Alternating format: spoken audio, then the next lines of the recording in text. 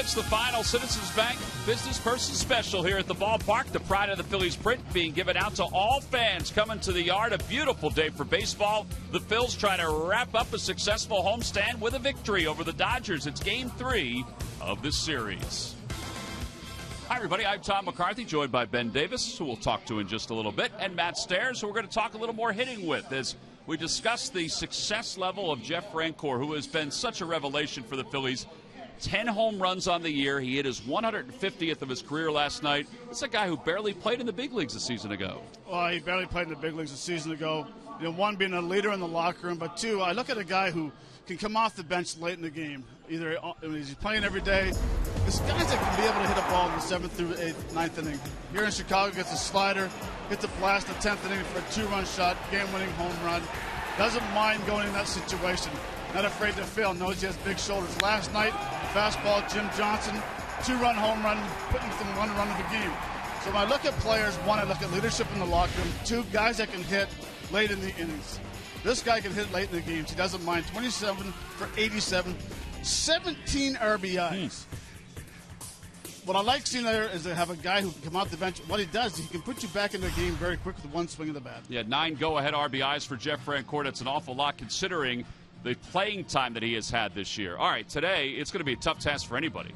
Jeff Francoeur coming off the bench, the guys in the starting 8, because Zach Greinke's on the mound for the Los Angeles Dodgers. They definitely have their work cut out for him. Lefty's hitting a lofty 187 and righty's hitting 185. So pick your poison when you go up against Zach Greinke. He is as good as it gets. Not getting a ton of run support, but he's a 4-pitch pitcher, and he can beat you in a variety of ways. He really keeps the ball down and does an excellent job of working ahead in counts. We'll see these pitches down, down, down. He really makes the emphasis of working down the zone. The pitch to me that's really brought him a long way is the changeup. Now, it only varies about 4 to 5 miles an hour off his fastball, but it's got almost a tumbling, like a split finger action. He gets a lot of strikeouts with it, and it's definitely a pitch the Phillies are going to have to lay off today. Yeah, last time the Phillies were facing Greinke, they also had a chance to face Clayton Kershaw. Those two guys combined for 21 strikeouts in 17 innings of work. So today is the finale of this homestand and this series. 22nd start for Greinke, 9th start in the big leagues for David Buchanan. Lineups and first pitch when we return to Philadelphia. Phillies baseball is brought to you by Xfinity, the official entertainment provider of the Philadelphia Phillies. By Citizens Bank, one deposit checking. Keeping things simple is helping you bank better. By Toyota, where will Toyota take you? Visit buyatoyota.com to find out. Toyota, let's go places. By Coca-Cola, the official soft drink of the Phillies. And by Independence Blue Cross. Live fearless. Learn more at IVX.com.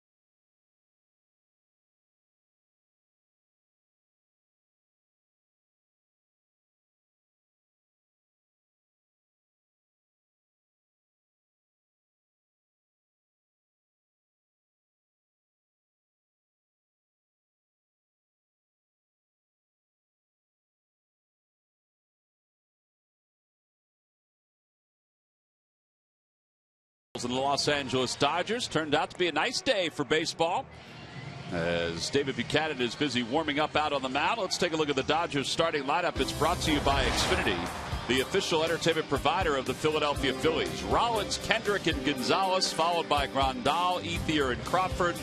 Alberto Callaspo starts at third for a second straight day. Jock Peterson down to the number 8 spot.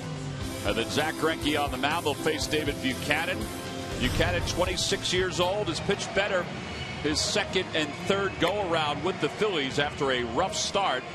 2-5 with an ERA of 6.44. Matt, I think you have to get to the point now where you look past his stats and just let him move forward here in 2015. Yeah, you don't worry about his stats. It's a learning process. Build off your last outing. You had a good outing last game. Had very good defense behind him as well. So that is what we look forward to. Just like to see him throw more strikes, being more aggressive in the strike zone. Let's look at the scouting report right there. 4-pitch pitcher, average velocity 89.4. Lefties are hitting 333, and the righties are hitting 292. Well, the last time they'll see Jimmy Rollins this year.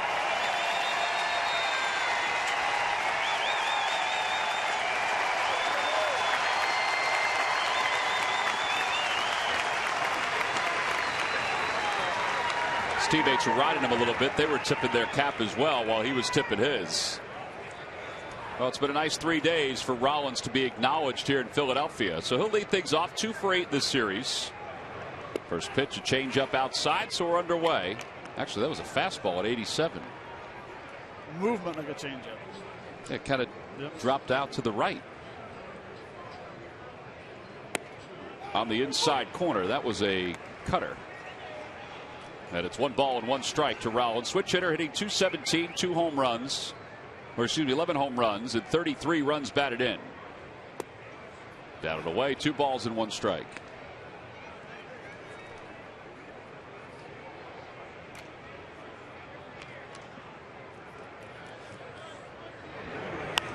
Popped him up left side. Maikel Franco is there, in on the grass.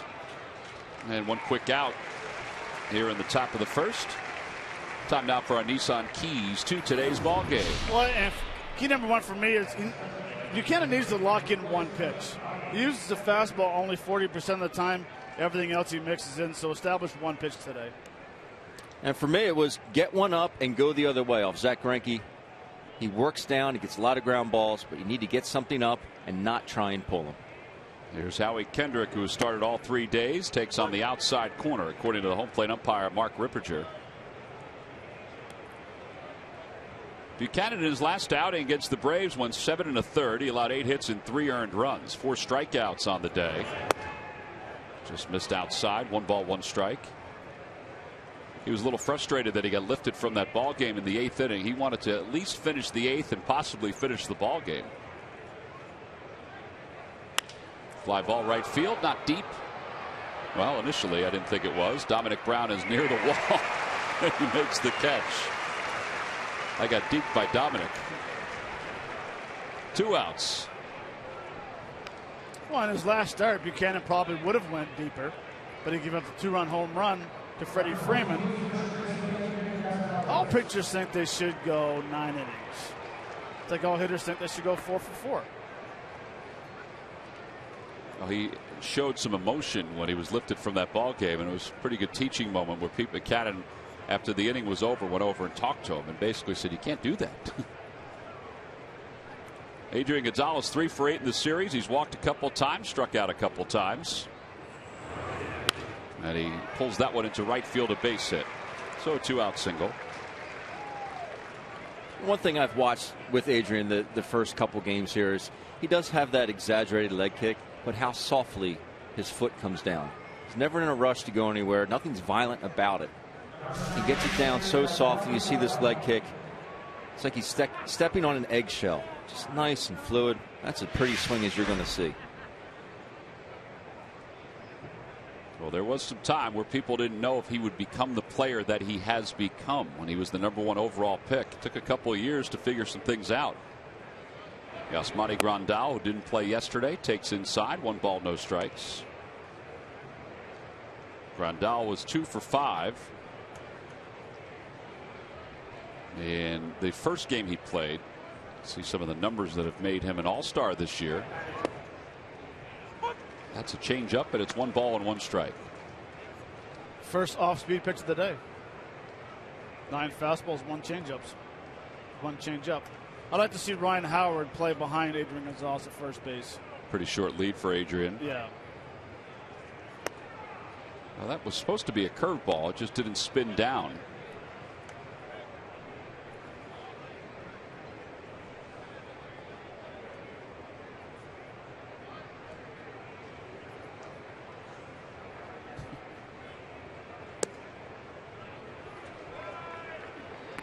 Got a little floating strike zone right now here in the first. 3 balls and 1 strike.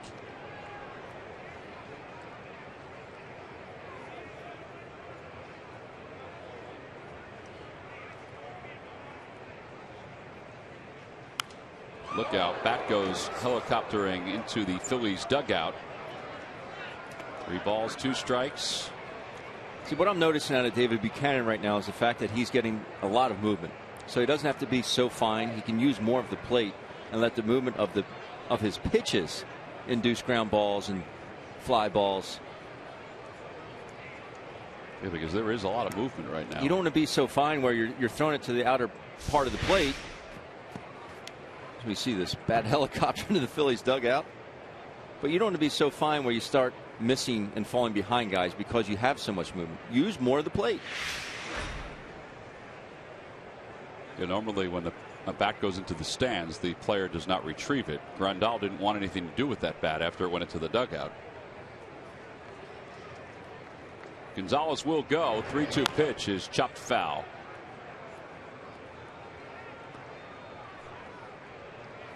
And Adrian Gonzalez will head back to first. Andre Ethier waits on deck.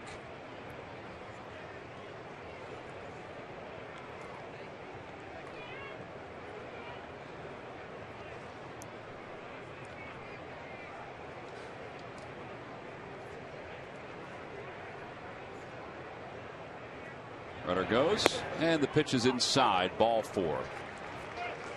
Carlos thought about an appeal, but the home plate umpire did not grant it. So a 7-pitch at bat turns into the first walk issued by Buchanan. And there are runners on first and second for Andre Ethier. Well, that's not something you'd like to see, especially with the Phillies' 9 walks that they had last night. This one being the first of the day.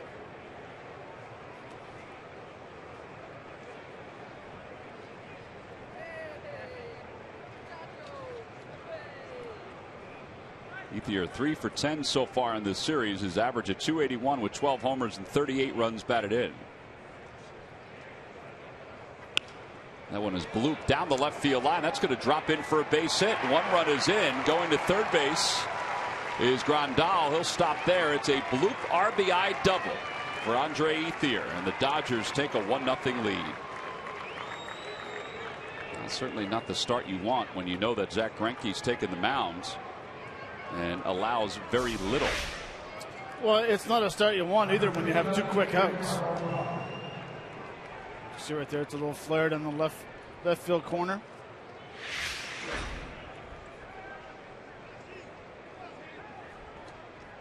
So here's Carl Crawford, who is 1 for 2 as a pinch hitter in this series.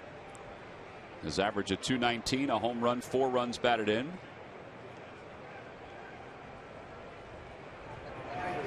Fastball, 0-1.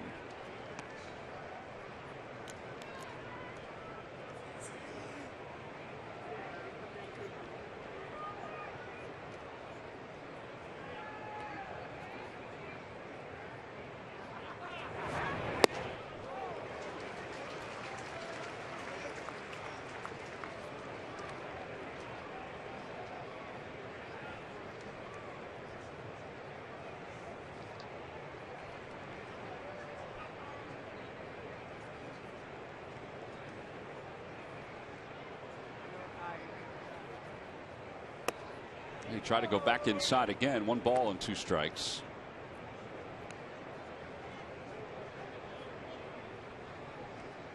David Buchanan, we mentioned the slow start that he had. An 8.72 ERA to begin the year.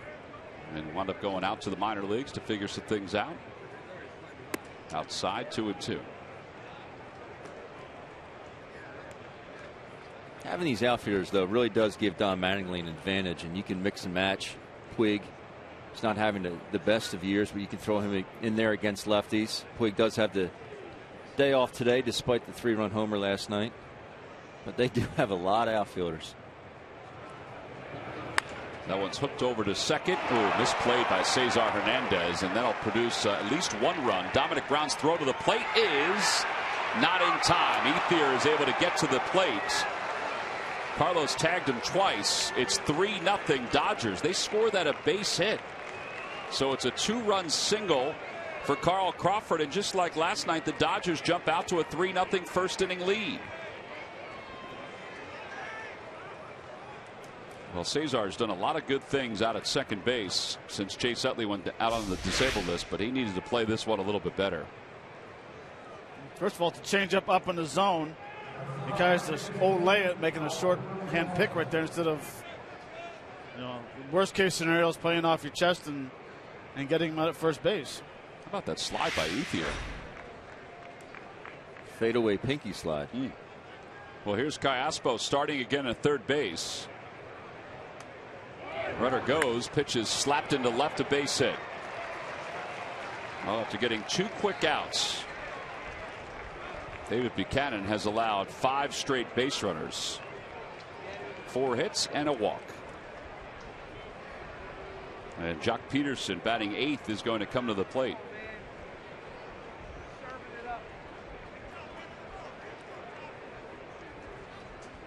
Amazing how this inning has changed.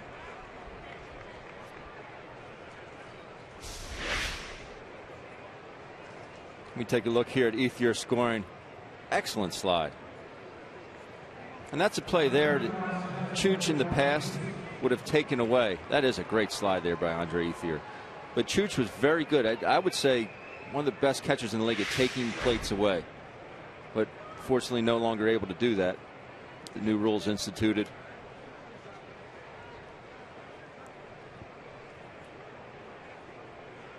Jock Peterson is 0 for 3 with 6 walks in this series.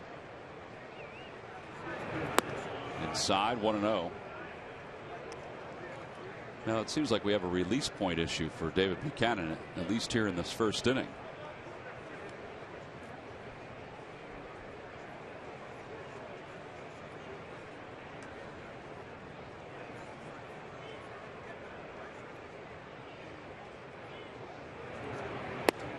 On the inside corner, 1-1.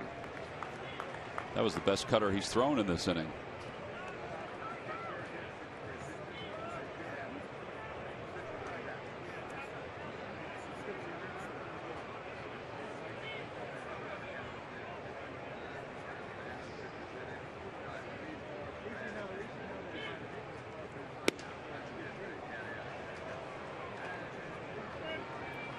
You never like to give Zach Greinke a run, let alone 3. Yeah, we ran his numbers down during the open. He hasn't allowed a whole lot.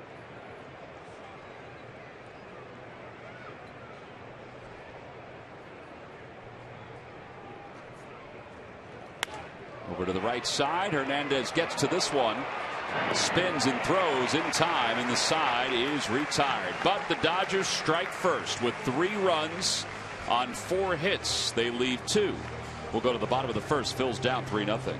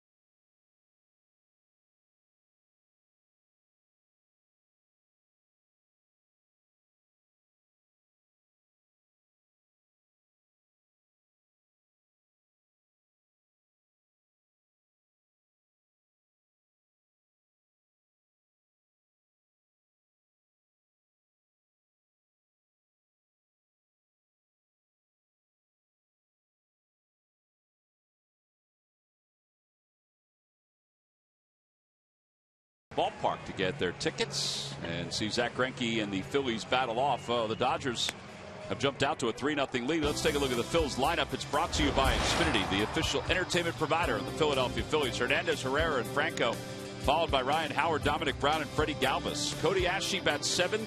Carlos Ruiz 8th. And batting 9th and pitching is David Buchanan. They will face right-hander Zach Greinke, who is 10-2 with an ERA, a very small ERA of 1.41, 128 strikeouts, only 96 hits, Ben, and 146 in the third. Very small ERA. I'd say it's minuscule. 1.41. We take a look at the scouting report. 1993, 4-pitch pitcher. The changeup is a pitch, I think, I said in the open, it's only about 4 to 5 miles slower than his fastball, but it has a real diving action, almost like a split. Gets a lot of outs with that. Well, he'll face Cesar Hernandez to start it off. Hernandez has hit in 6 straight games. Breaking ball, and it's 0-2. 3 for 8 this series, a double and 2 runs scored. Phillies won game 1 of this series, but lost last night 4-3.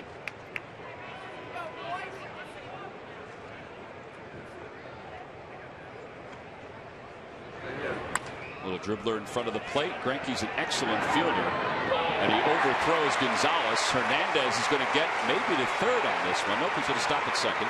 Good job by Howie Kendrick to get to it. Hit him in, man. Hit him in. Well, they've scored that. A single and an E1. I'll take you to Morton. Hit him in.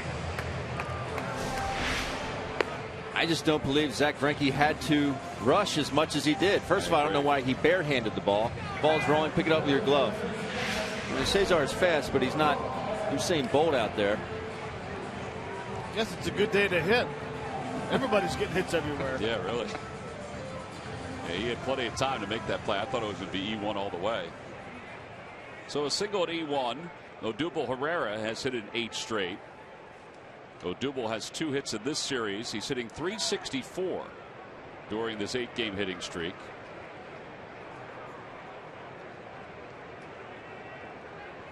I think I'm going to hold off on writing 1B. Or borrow Matt's pencil and write it in pencil.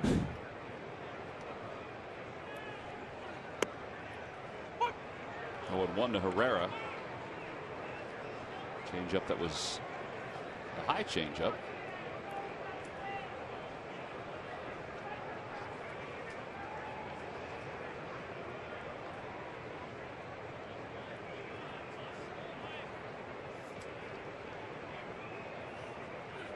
Third baseman Callaspo is playing way in on the grass, angling his body so he can peek at Cesar Hernandez.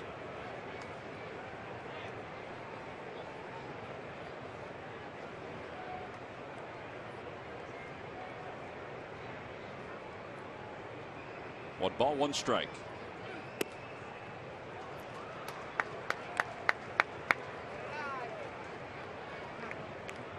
Greinke, last time he faced the Phillies, went 8 innings, allowed 1 hit, struck out 8, didn't walk anybody. In fact, it was everybody's thought that he would pitch a complete game. He was so dominant that night in Los Angeles.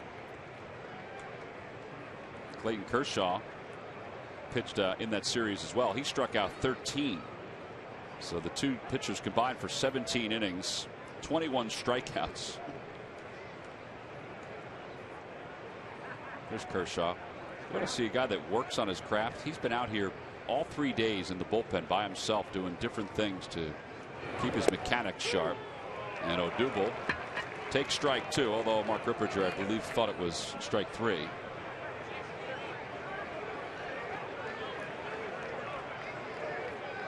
A little excited there. He was punching Odubel out.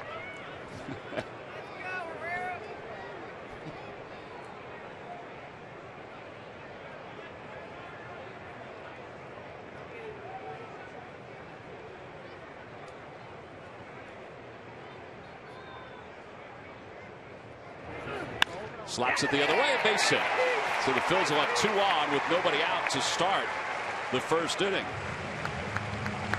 9-game hitting streak for Odubel. And here's Maikel Franco. Well, that goes back to one of the keys that I had. Yeah, that ball wasn't up, but it was a way you just cannot try and pull Zack Greinke, especially if you're a left-handed hitter.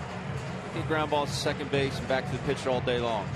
Just very, very good job of hitting right there. Tell you what, Zack Greinke, very emotional. Usually kind of stoic out on the mound. That really bothered him, that play on Cesar to lead off the game. Well, we mentioned how good of a fielder he is. I mean, he's a very good athlete. He's a guy that wanted to play shortstop and not pitch. Back in the Kansas City days, yeah. when I was his teammate. He walked in and said, "I'm done." He asked if he could go play down the minor leagues and hit and start playing shortstop again. Well, they think they may have picked Odubel Herrera off, so Gonzalez is going to give Tim Wallach and Don Mattingly a chance to review this.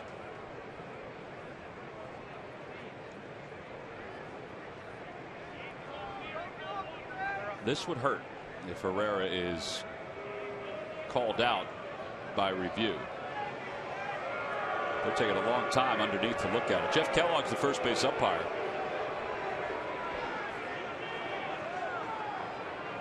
Matt, you have a theory on this? Yeah, take that rule and put a time limit on it. Here, take a look at it. Whoa. He's safe. There's no tag yet. There's the tag and his hands on the bag. So first and third, nobody out. Franco is up. Swing and a miss. Franco 0 for 3 against Greinke earlier this season. He has hit it 7 straight games. So you've got 7 straight for Hernandez, 9 straight for Odubel, and 7 straight for Franco.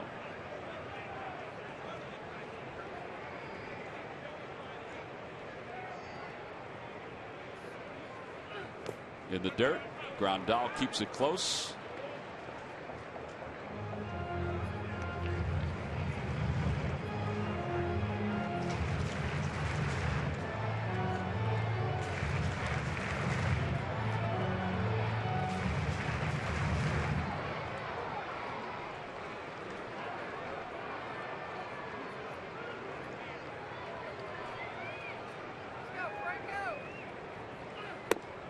Two and one. The lucky McDonald's Phillies home run jackpot contestant is Christy Rothschild of Clementon. Phillies hit a home run in today's ball game. Then Christy will win $100. Good luck, Christy. It would be bad to give that out early. 3 balls and 1 strike. Greinke is not pleased with the way he is delivering here. Man of very few words.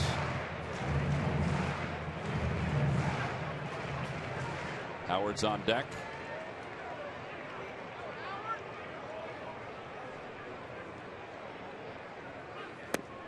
Good pitch to get him back. It's 3-2.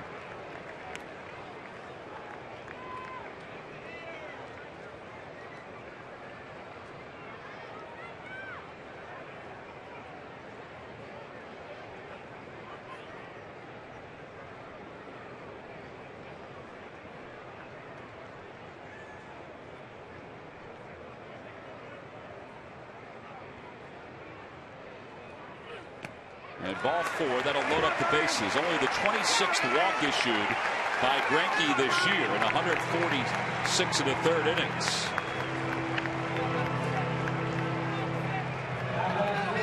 So that'll load it up for Ryan Howard, the franchise's all-time leader in grand slams.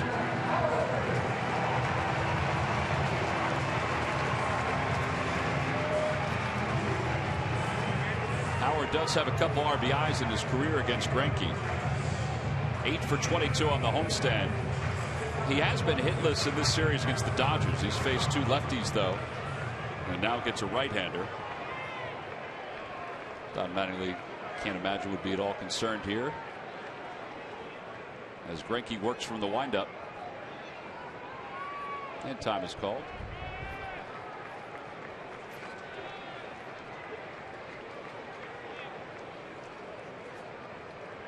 Not very often do you see a pitcher go in the windup with the bases loaded and not out. Howard fouls it away. It's 0-1.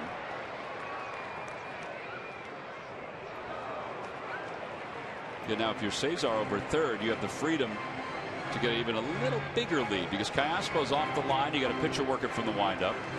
Same with Herrera at second. And Franco not being held on at first. And Franco should be able to get a good secondary lead. Should be able to get in there before a double play's hit, if one's hit. That one is looped out into center field. That'll drop for a base hit. One run is in. Here comes Herrera. He's being waved home. The throw goes to third. Franco is safe at third. A two-run single. And the Phillies are within one here in the bottom of the first.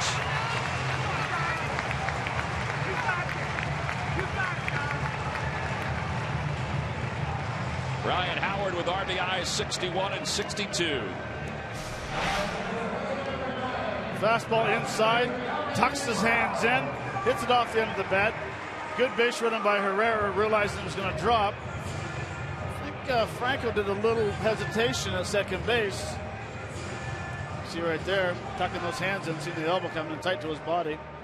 Boy, did he stay connected. I mean, they didn't get a lot of it, but you know, Franco did that to Yasiel Puig early in the season at Chavez Ravine. Really caught Yasiel flat-footed in right field and really took advantage of it. And what did we say that time? Well, it's a good play if you make it. Yeah. And it was a good play again if he made it, and he did make it. Howard now with 62 runs batted in, 24 RBIs in his last 23 games. The 1-0 pitch coming to Brown. And he taps it foul. It's 1-1. Well, this is huge to get two back after you fall behind 3-0 to Greinke. But now you've got a chance to get more because there's nobody out. Yeah. This is where you got to get greedy. You have to get greedy. First and third, none out.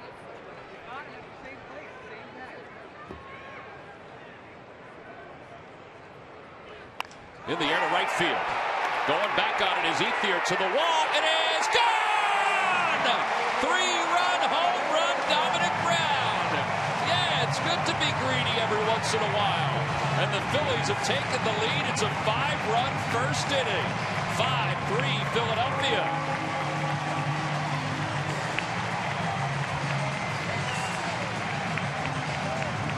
Well, that didn't take very long for McDonald's giveaway. Christy Rothschild of Clementon has just won $100 thanks to Dominic Brown and his 3-run home run. Way to go, Christy. The fastball supposed to be inside. Get him up, get him up, get him up.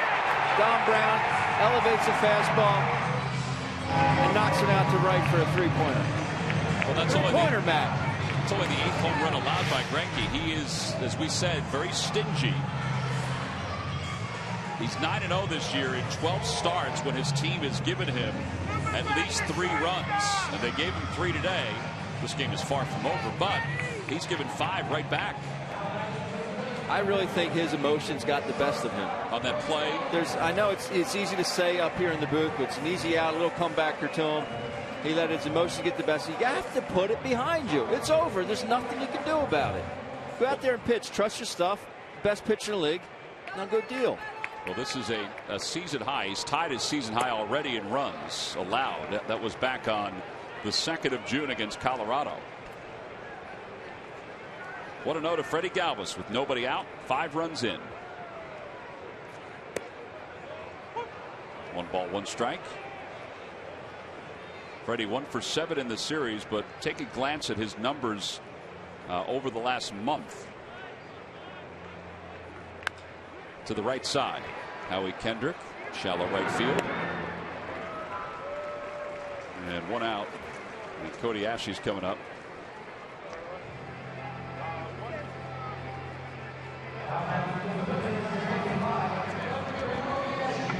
Well, this is Greinke's first start since going 4-0 with an ERA of 0.65 in the month of July. In fact, there were a lot of people that thought that he and Clayton Kershaw were going to split the vote for pitcher of the month. Kershaw wound up winning it. Kershaw went 3-0 with a 0.27 ERA and a whip that was well under 1.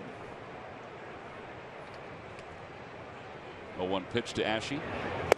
Outside, 1 ball, 1 strike.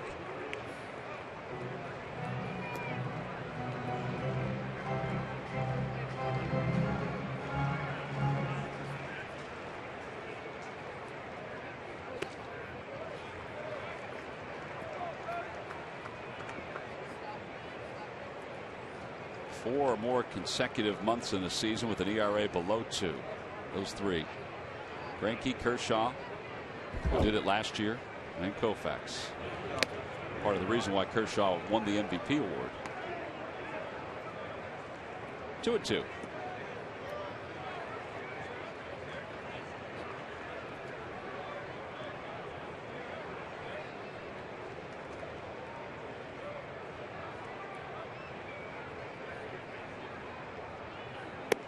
And strike 3 called. So Ashe's down looking. That was a little tight slider from Zach Greinke. 2 outs, and here's Carlos Ruiz, who's starting for the 3rd consecutive day.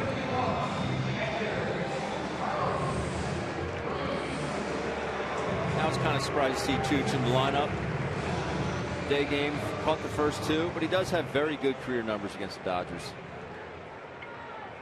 despite not having very good numbers against Zach. That one's fouled off Grandal.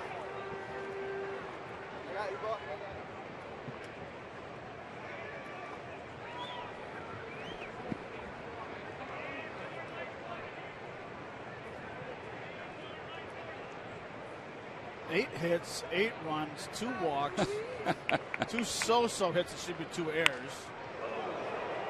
Home run. And we're in the bottom of the 1st already, Ben. Great game, isn't it, Matt? Where was all this offense last night for the length of the game? Yeah, really. It wound up fairly close to this. It was a 4-3 final.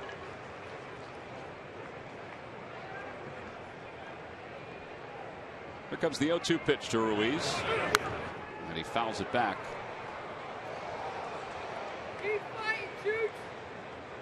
Greinke is a guy that grunts a lot when he pitches, but I think today it's even more evident than what we normally hear. Our crowd mic is really picking it up. Yeah, he'll grunt on a 95-mile-an-hour heater, and he'll grunt at a 90-mile-an-hour changeup.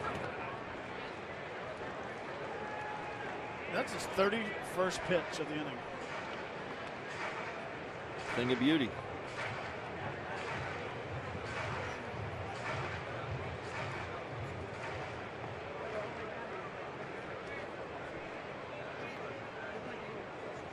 One-two pitch coming to Ruiz. Swing and a miss. So he gets back-to-back strikeouts to finish up the 1st inning. But the Phils open it up with 5 runs on 4 hits. 2-run single by Ryan Howard was followed by a 3-run bomb by Dominic Brown.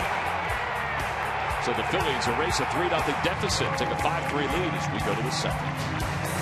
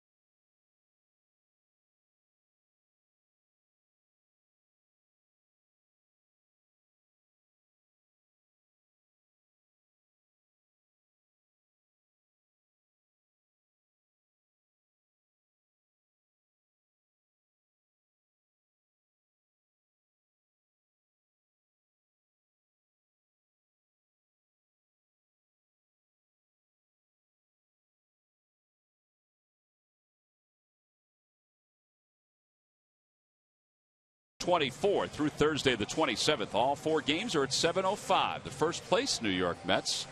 Get your tickets now by going to Phillies.com. A gorgeous day here in Philadelphia. Folks who are arriving right now, well, there have been 8 runs on 8 hits already as we go to the second. It'll be Zach Greinke to lead things off, hitting a .170 this year. Swing and a miss. He is a good hitter. As we mentioned, he's an excellent athlete.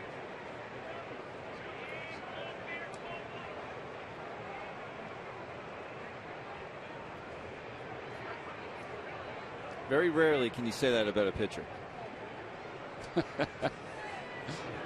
Swing and a miss, 0-2.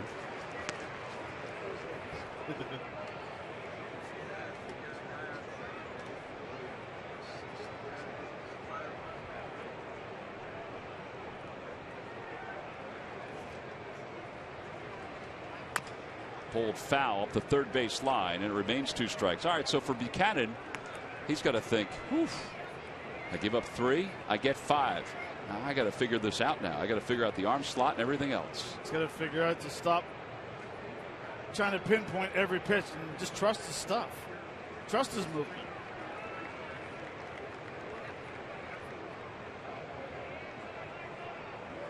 Here's the 0-2 pitch to Greinke. Outside, 1-2.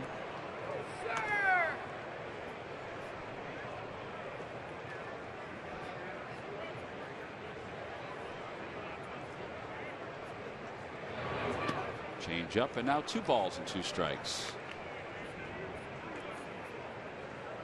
26 pitches or 25 pitches in the first inning for David Buchanan.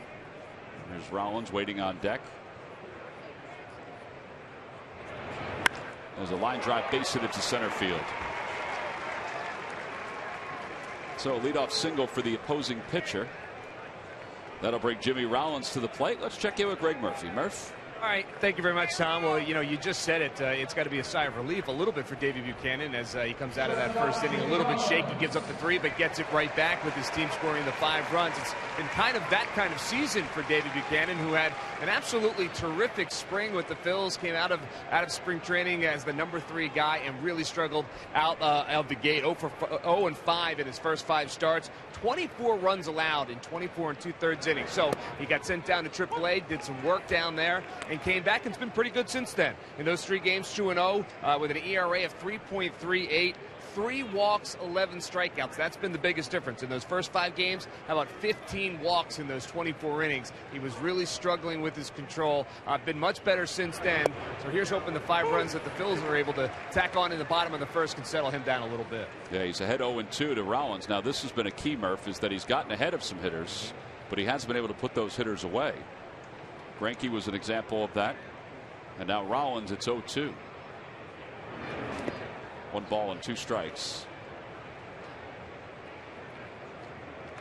Well, what we saw with David Buchanan in spring training was one, he was just absolutely pounding the strike zone, being aggressive, going after hitters. Now all of a sudden the bell rang and the big league season started, and now he's pitching away from contact. Out to center field, it's not deep. Herrera's there.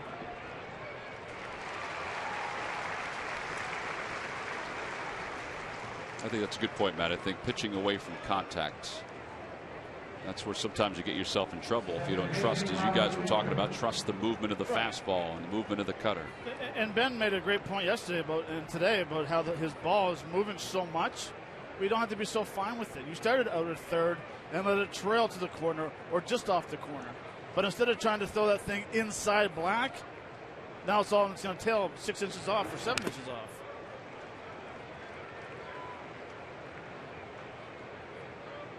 But he's not a guy that's going to miss a lot of bats. He has to pitch to contact. He doesn't have swing and miss stuff. That doesn't make you a bad pitcher. It just means that Greg Maddux was a pitch to contact kind of guy.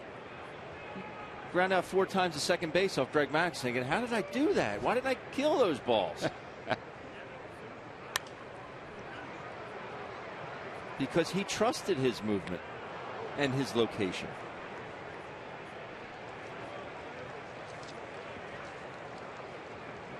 Well, this is the 3rd straight hitter now that he's jumped out 0-2.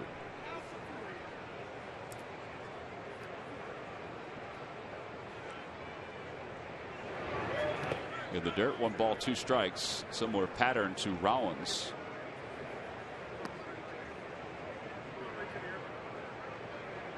Come on, Dave.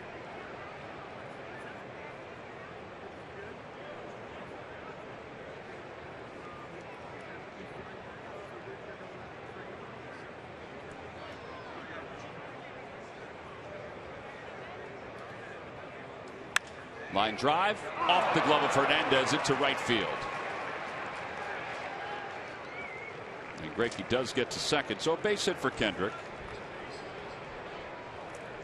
NBC 10 First Alert Weather, the most reliable weather coverage in Pennsylvania, New Jersey, and Delaware. Count on it.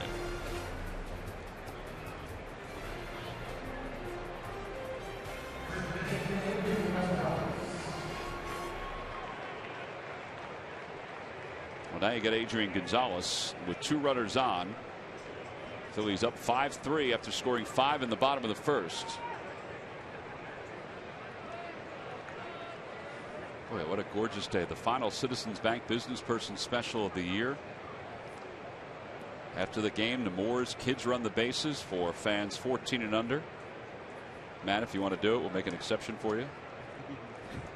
Can I walk it? Yeah, man. Take a nice stroll.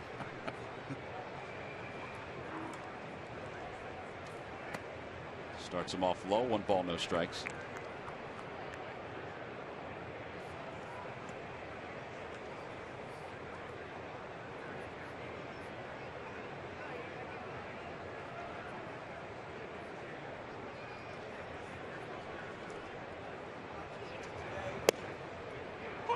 One ball, 1 strike.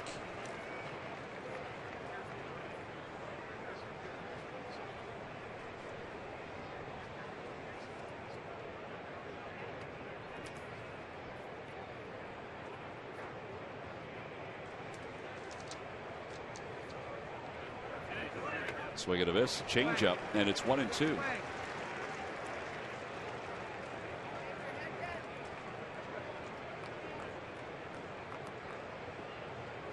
Adrian singled his first time up. That was his 4th hit in this series.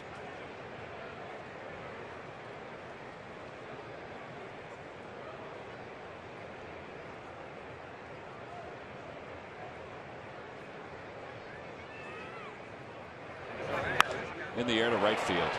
Dominic Brown's going back, and the Dodgers have retaken the lead. 3-run home run for Adrian Gonzalez. It's 6-5 Los Angeles. 22nd home run of the year for Adrian Gonzalez. So he's 2 for 2.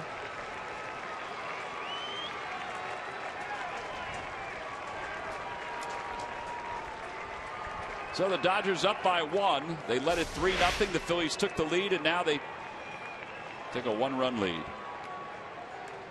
Gets him way out in front on a changeup. Pitch prior to that. Tries to rush him inside.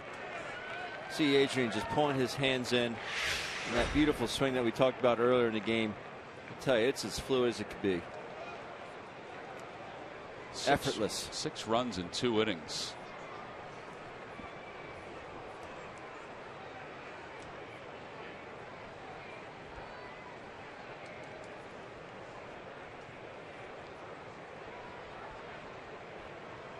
All right, so the bases are empty. And here's Yasmani Grandal.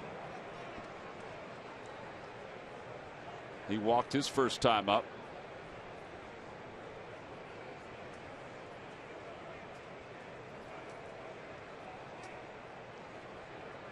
Breaking ball, and it's 0-1.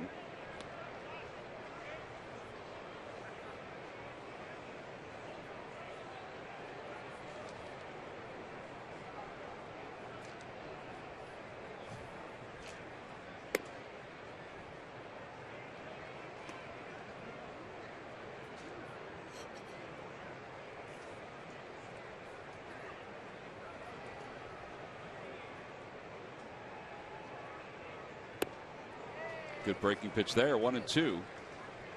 Now let's just hope that Greinke doesn't lock it in again. His last 3 hitters, he locked it in. You don't want to give that guy too many second chances. No, they've just given him one right here. David Buchanan didn't take advantage of his second chance.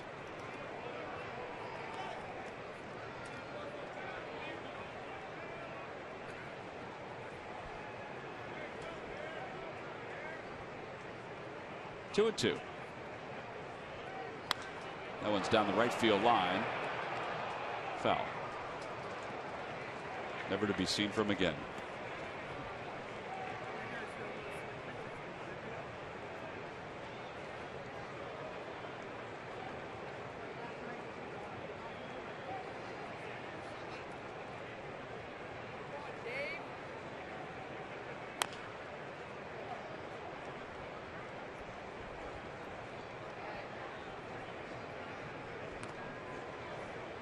But David's just having trouble establishing any kind of pitch to be the foundation piece for an afternoon of baseball here. He's got 50 pitches. And there's one out here in the second. 2-2 pitch coming to Grandal. Inside 3-2. And that's why when we talked about the Nissan keys to the game earlier, was that his fastball uses 40%, curveball 26%. I'm sorry, cutter. His curve's 11% and change is 20%. That one's down the right field line. That one's not going to hook into no man's land. It'll go to the wall. Grandal on his way to second will get there with his 12th double of the year. So the reason why I was mentioning the numbers is that if you're struggling throwing your cutter, your curve, or your change, you can always rely back on your fastball. But when you're only throwing your fastball 40% of the time, you haven't established nothing yet. You haven't been able to say, you know what, I can go back to my fastball when I need to, pinpoint it with accuracy, throw a cutter or whatever I need to do. But he mixes in all four pitches so often that, if I ask Ben, what type of hitter are you? He's going to tell me he's going to be a power hitter or he's going to be a slap hitter. Well, if I ask David Buchanan, what kind of pitcher are you? To be determined. Right. Because he hasn't set what he wants to do for his strength. Well, I would think they're going to have to get somebody up soon. I mean, if you want to at least stay close to Zach Greinke, this is one of those days. It's just not David Buchanan's day. I know you don't want to burn the bullpen, but you may have to. 1-0 pitch. Out of play, and it's 1 ball, 1 strike. I mean, DeFreitas is starting to stretch. DeFreitas is not really a guy that you can rely on to throw 6 innings or 5 innings. No. I mean, he's a long guy, but he's usually max 2 innings. I would assume they'd be without Neris and Araujo. Both them threw 2 innings apiece last night. Mm-hmm. So that cuts into the pen even more. Yeah, maybe one of them can give you 1 inning or something. That one's going to spin out towards short. Galvis has to hurry, bare hands and throws, not in time. Ethier beats it. Over to third base goes Grandal.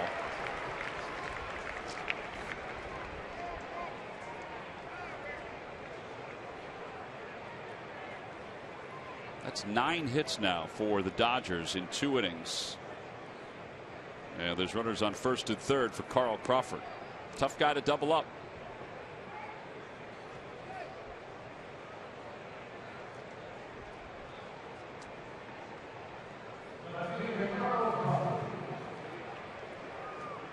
Crawford was awarded a single in his last at bat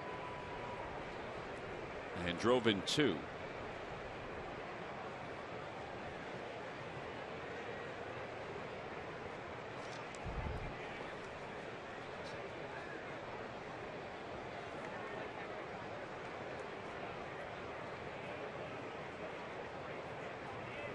I think the Dodgers would like to get Carl Crawford a little bit more playing time and keep him at the top of the lineup. If Jimmy does struggle,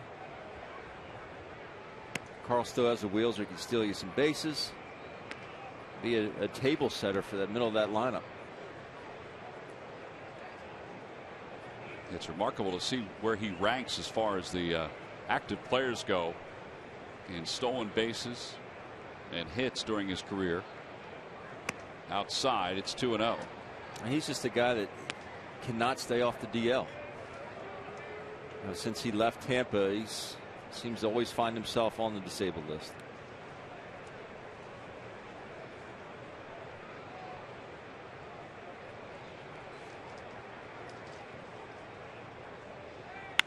Over to short, that could be 2. There's 1. You got to hurry, and in time by a half a step to get Crawford.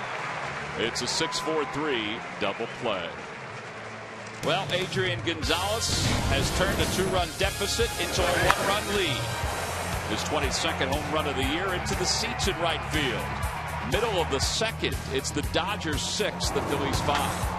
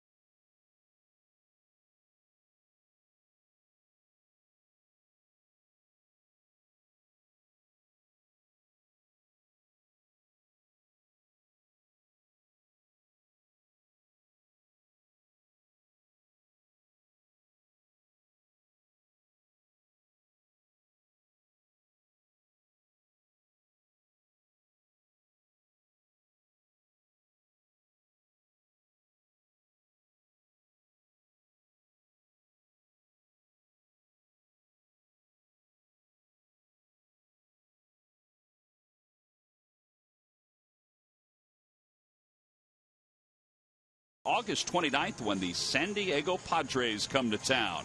It's a 13 by 26-inch removable wall graphic featuring Phillies logos and third baseman Maikel Franco. Tickets can be purchased by going to Phillies.com.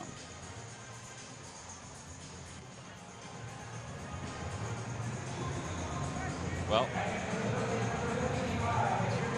11 runs on 13 hits in an inning and a half. So here's some first inning notes. The 5 earned runs allowed by Greinke in the first inning, most he's allowed since he was with Kansas City against Minnesota in 2010. 5 total first inning runs and 21 starts coming into today. He allowed 5 today.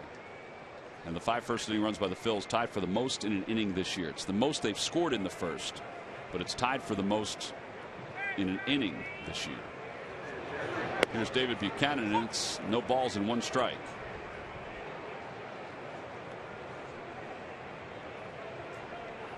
Buchanan hitting 167.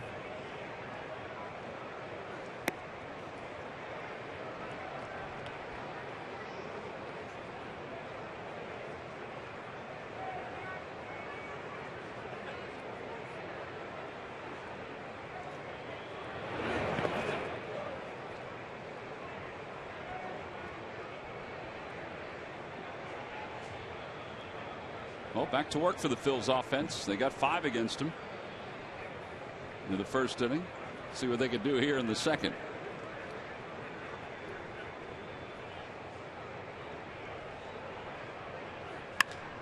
Out toward left field. Crawford dancing back, reaches up, makes the catch. Well, he made that look a little harder than he needed to, but there's one away. Whoa, smoked.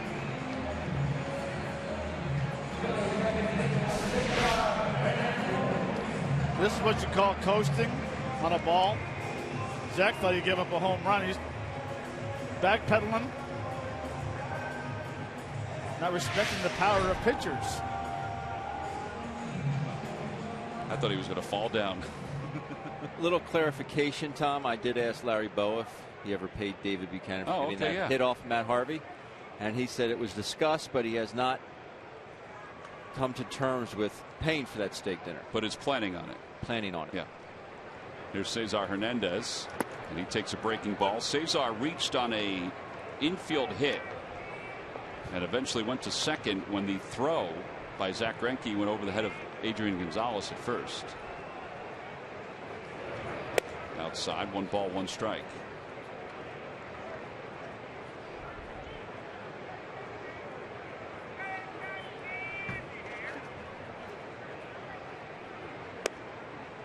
Two and 1.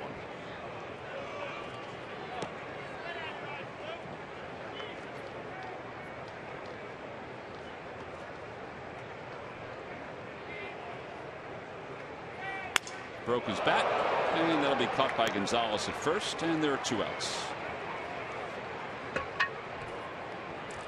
And here comes Odubel Herrera.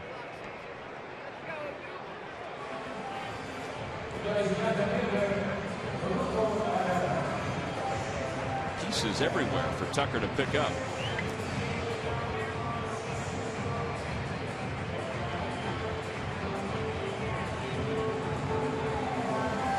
Odubel singled and scored his first time up.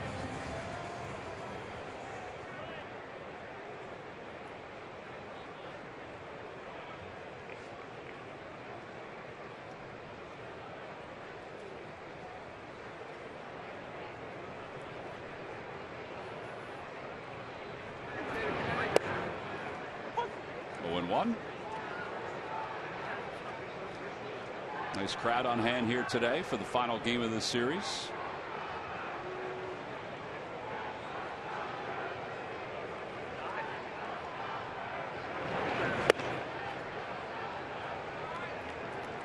It's funny, Greinke had that 45 2/3 inning scoreless streak earlier this year that was broken up by the Mets, which was an impressive run. Phillies were part of that with his 8 scoreless innings out in Los Angeles. People were discussing, how well he was pitching during that stretch, and he said, "Well, yeah, I'm pitching pretty well." He doesn't say a whole lot, Matt, as you know. Very much. But he felt like the year he won the Cy Young Award for Kansas City, that he was pitching way better than he was pitching during that stretch. Well, he's probably saying that because the American League notorious, obviously a better offensive league. You have the designated hitter, so I just think there's a little bit more offense in the American League. That was 2009 when he won the Cy Young Award with Kansas City. But he was given the honor of starting the All-Star game for the National League. Gave up a home run to Mike Trout the opposite way. I got to believe if you look at his numbers to those 45 innings, they're a lot better than when he won the Cy Young Award. His numbers are probably better than the year he won the Cy Young Award, especially with the 4 months he's had. Chopper to first, backhanded by Gonzalez. Little flip to Greinke covering. Side is retired. So a 1-2-3 second for Zach Greinke, given new life. He has thrown 44 pitches through 2. We're on to the third. Let's see if things are calmed down.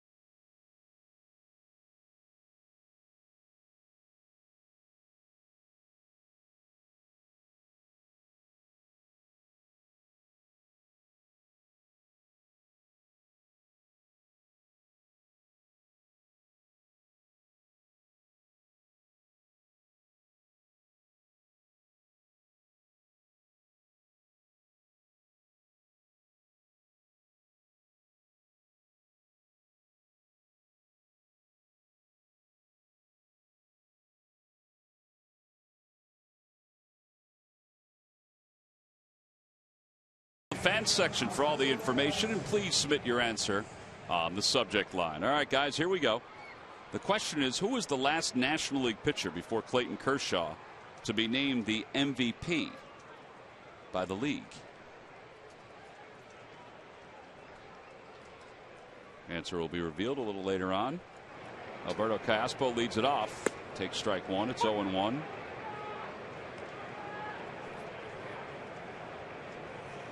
Caspo. National League? National League.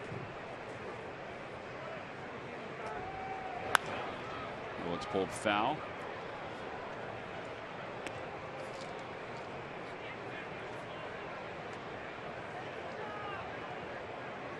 Caspo is 3 for 6 in this series. He singled his first time up.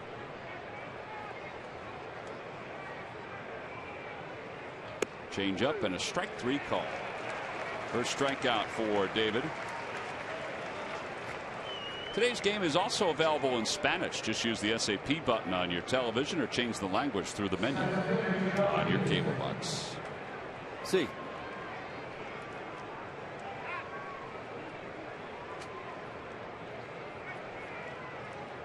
There's Jock Peterson. He grounded out his first time up. That ended the first.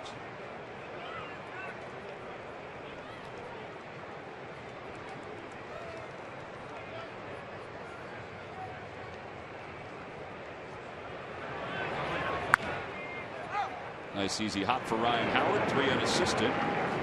And they're 2 away. Here comes Zach Greinke, who, let's face it, his leadoff single in the second inning, which was followed by the pop-up by Jimmy Rollins. That leadoff single certainly helped his own cause because it led to the 3-run home run by Adrian Gonzalez. Well, it definitely plays a factor in whether or not you can go out an extra inning. If you can handle the bat a little bit in the National League, it's only going to help. Guys that can get bunts down, even hit a ball hard, knowing that he's not just going up there and he's an out.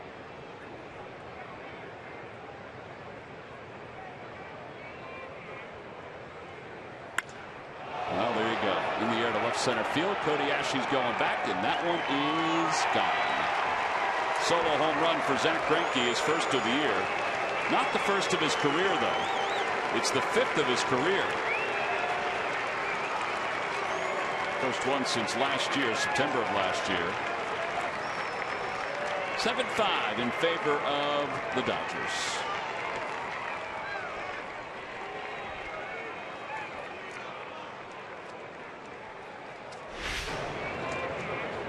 Right on cue, Ben. Pretty good bat flip, too. Great bat flip. Nice swing. That's a quick bat. I mean, that's not just, go up there and swing as hard as you can. That's very quick bat. Jimmy Rollins is 0 for 2. He's popped out to third, flied out to shallow center. Takes high, 1-0. It's Greinke's 5th career homer.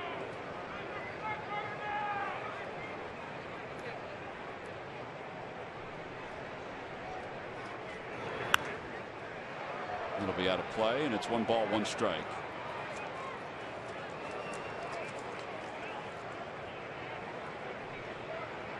Jimmy gets out here, he'll make 3 outs in the first 3 innings. That's not good, but it's good, right? Oof. Guess it depends on who you ask. That's true.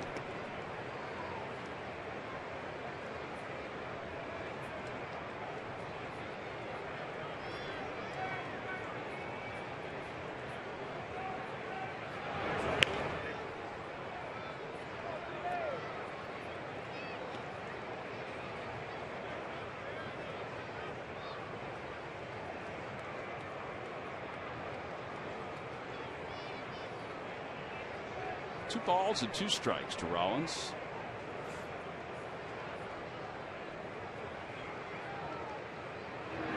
Outside, 3-2. Howie Kendrick on deck.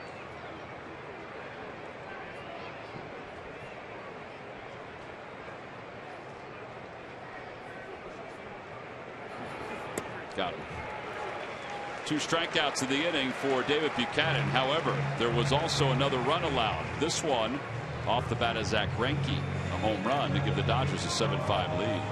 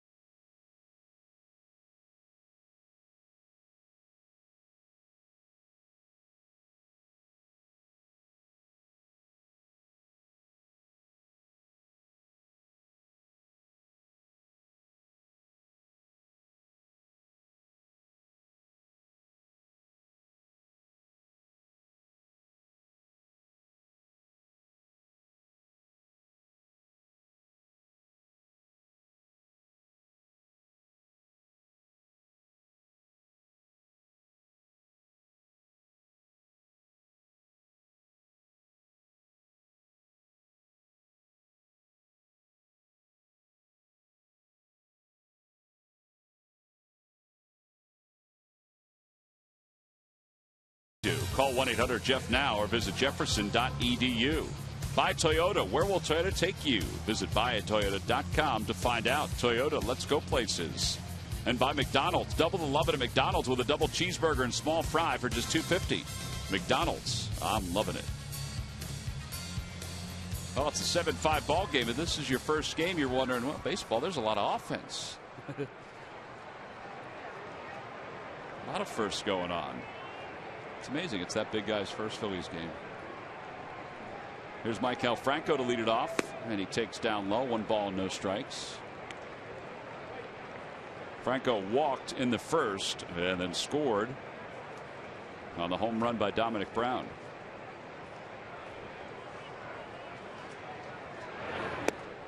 One ball, 1 strike.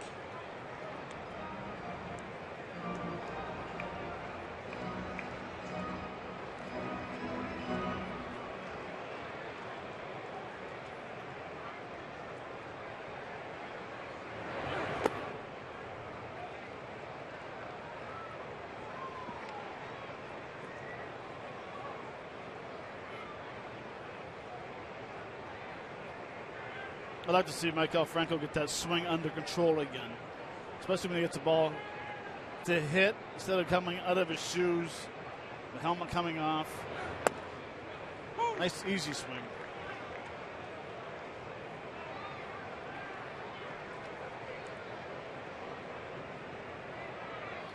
Yeah, because he's got enough with that nice, easy swing to be productive. Tremendous bat speed. Breaks his bat. That'll be a base hit to center field.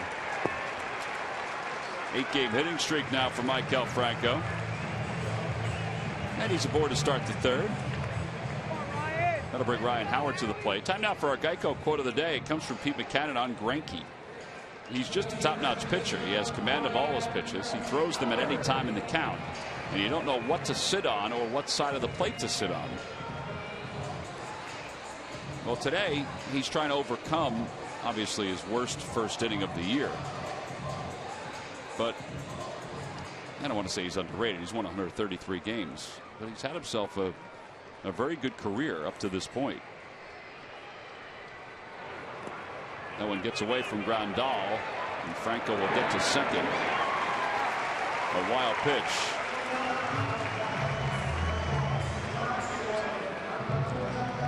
He who hesitates is lost. Maikel Franco did not hesitate on that. Very good secondary. Sees that ball in the dirt. Off to the races. And watch this secondary. Boom. Sees it. See it deflect. Now Maikel's not the fastest. We know that. Not the fleetest of foot, but does run the bases very well. And that's what you like to see out of younger guys, seeing that instinct for the game. We saw it in the first inning, going first to third.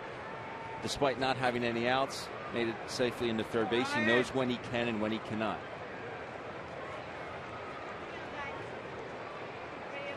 Well, now Grandal and Greinke having a conversation. Well, one thing about this so far is that this is 51 pitches with nobody out here in the third. Greinke is not generally go too far over 100 pitches. If he does, he's got 119 this year. That's been a season high. I mean, he will reach 100 pitches, so they may get him out of here early. Be nice to take advantage, though, as Howard swings and misses that one. 1 ball, 1 strike.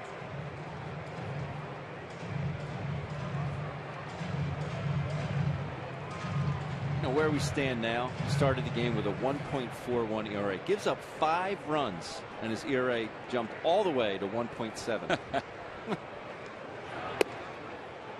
Boy, Grandal really brought that pitch back. That was off the outside part of the plate.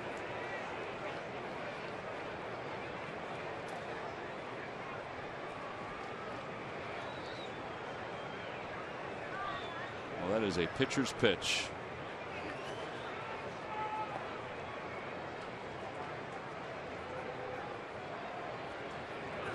Howard grounds it toward the right side. Kendrick gets to it, throws to first in time. Franco goes to third. Boy, narrowly missing getting through that shift. Here's Dominic Brown. This is what he did his last time. Fastball head over the plate. High fastball, middle. Gets on top of it. It's a huge 3-run home run. Well, third home run to this homestand for Dominic. Let's see if he can bring home another one here. They come in bunches. By the way, nice job by Ryan Howard getting Franco to third base. Yeah, he was just another foot away from getting the runner home. There is Franco taking his lead off third.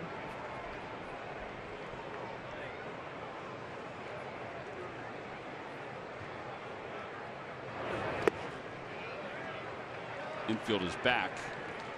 It's safe to say that we have not seen the last of the offense today.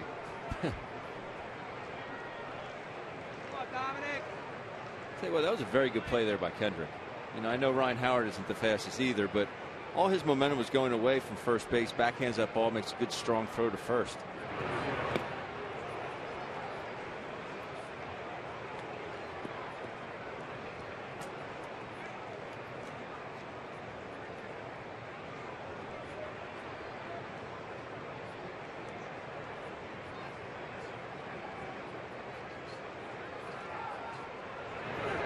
Opposite way, base hit for Dominic Brown. That'll get a run home. Dominic now with 4 RBIs. Maikel Franco has scored his second run. It's now a 7-6 ball game. Another good job of not trying to pull the pitch. Dom Brown getting his ball away, slaps it right by Callaspo. You.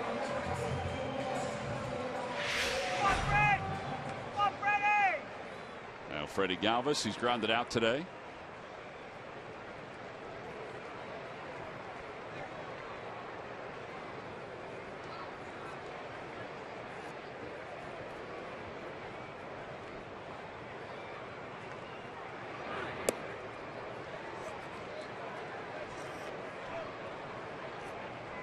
You know, you mentioned about Dominic Brown. It was his third home run in the homestand.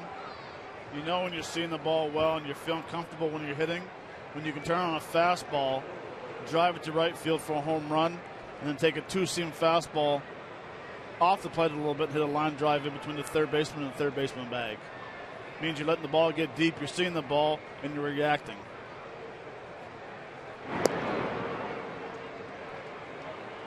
And there's a little trust in yourself, too. Right. I mean, you get that swagger. You start feeling comfortable. You know, fastball's away. Doesn't seem like it's getting on you pretty quick. That's when I got in trouble, is when I thought my front hip would open up. Fastball's away. It seemed like it was about 100. All of a sudden, Dominic's getting that area where he's starting to feel comfortable, seeing the pitches.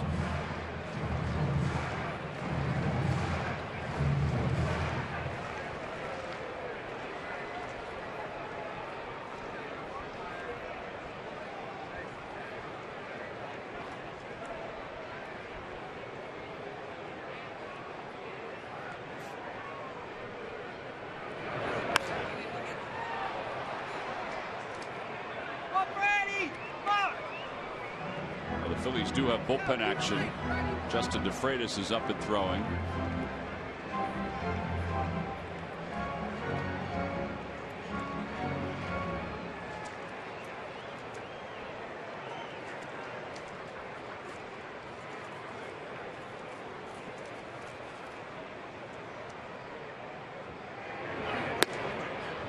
Two balls and 2 strikes.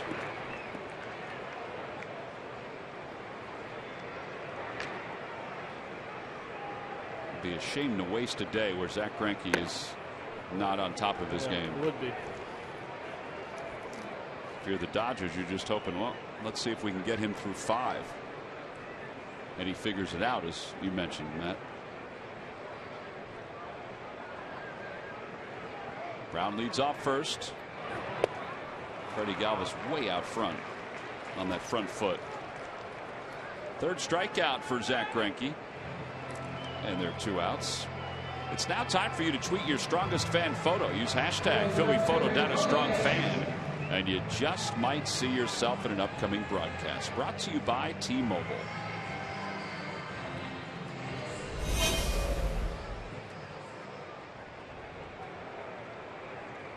Cody Ashley struck out his first time up.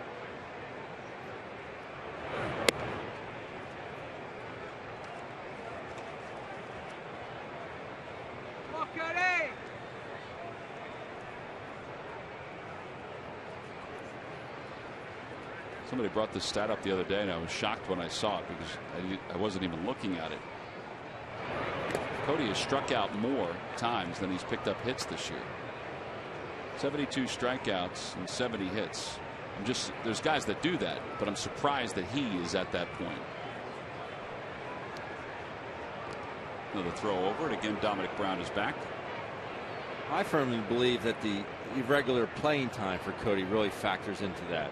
You get into a rhythm. It's like anything else. If you're playing every day, you're seeing pitches. I think you would see the strikeouts dramatically less. I would agree. More playing time. You win a slump, you're in it for 8, 9, 10 at bats. You don't get an opportunity to play every day, and you sit for a couple of days, and then go out there, you lose your timing. 1 ball, 2 strikes. Check swing. Come on, Cody.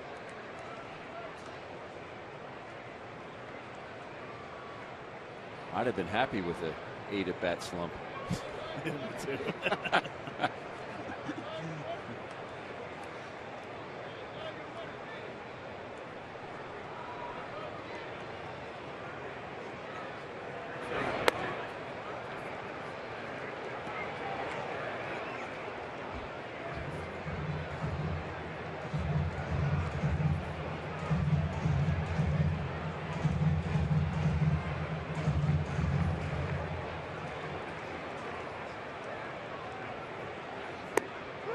Strike 3 on the outside part of the plate.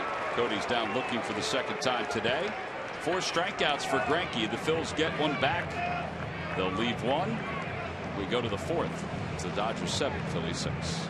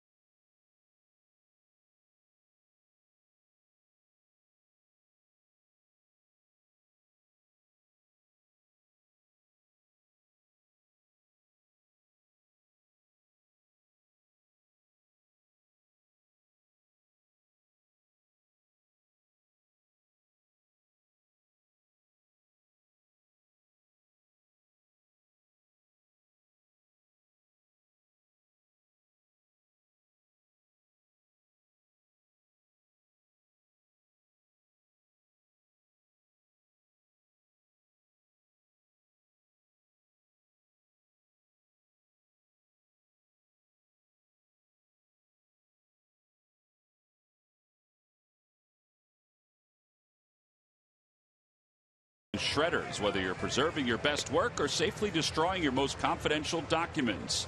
Swingline and WB Mason deliver a cut above the rest. Who but WB Mason? Top of the 4th, Dodgers 7, Phillies 6. David Buchanan will go to work against Howie Kendrick, Adrian Gonzalez, Yasmani Grandal.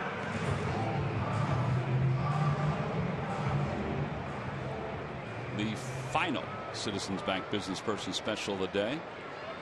Pride of the Phillies print given out to all fans. Kendrick is 1 for 2, up for the 3rd time, and we're just in the top of the 4th. Outside 1-0.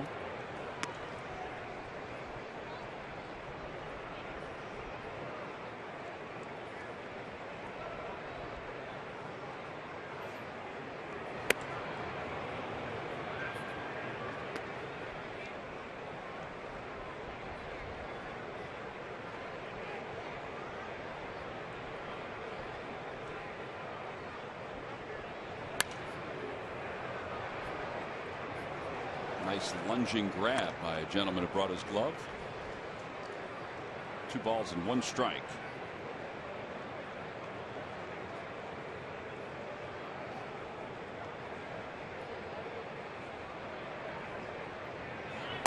Outside, it's 3-1.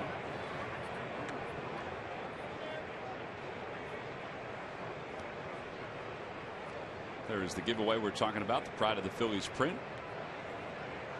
Phillies mural. Dominic Brown in right field, standing his ground, makes the catch, 1 away. And here's Adrian Gonzalez. Close up of the print. You got Schmitty, Brad Lidge, Ryan Howard, Tug McGraw, lefties on there. Many of the Phillies greats. Ryan Howard, as we said, right next to Mike Schmidt. Gonzalez has 2 hits today, a 3-run home run and a single. He has scored twice.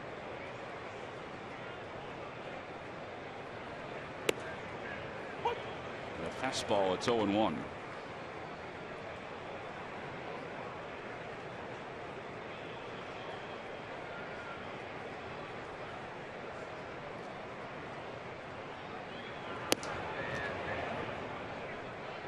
Well, here's his home run.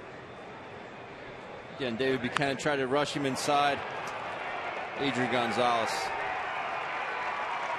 taking him out to right field again. That swing isn't that a pretty swing, Matt? That it is. I'll tell you what's helped Adrian Gonzalez out a lot is that he's learned how to pull baseballs. He never used to be able to do that. He never used to be able to hit a ball to right field and tuck his hands in. He was always thinking about diving and hitting the ball to left field. Scouting report for years and years on Adrian Gonzalez. Fastball's inside because he tries to force the ball to left field.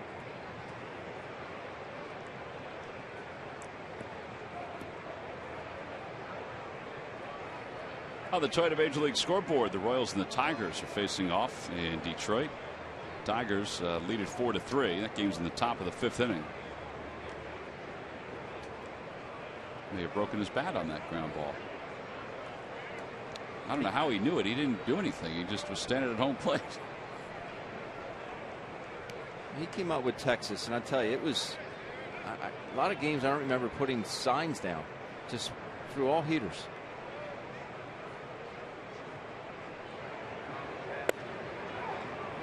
And I would say he's a guy that has above average bat speed, but his bat does stay in the zone. He doesn't try and do too much. And he's a big guy, which helps as well.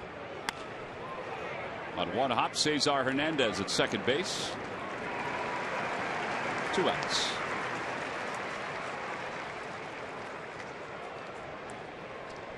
Buchanan with 80 pitches so far with 2 outs here in the 80 pitches with 2 outs in the 4th.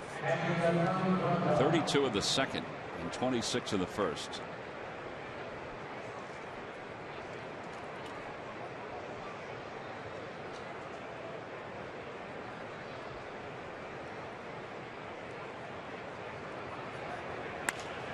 Out toward the alley in right center field. Dominic Brown is there to make the catch. A 1-2-3 4th inning for David Buchanan. Man, did he need that. Onto the bottom of the 4th in a 1-run game.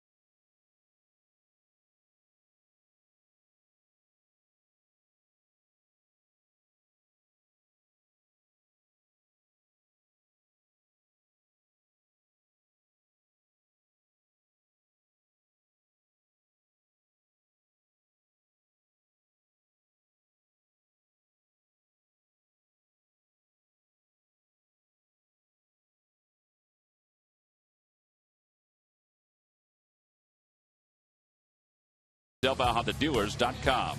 And buy the Pennsylvania Lottery. Benefits older Pennsylvanians every day.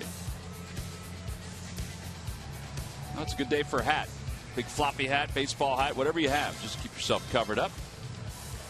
Or if you have a sombrero, that might work as well. Cowboy hat. Cowboy hat. Bright sunshiny afternoon. Zach Greinke is allowed 6 runs on 6 hits. Speaking of the sombreros. That's where we were sitting the other night. They're sitting in our seats. From here on out, if you sit in that row, you have to wear a certain hat. They don't wear it nearly as good as you did, Tom. Yeah, well, it's because they have headphones on. It kind of branched it out a little bit. Carlos Ruiz leads it off. He struck out his first time up. 0-1.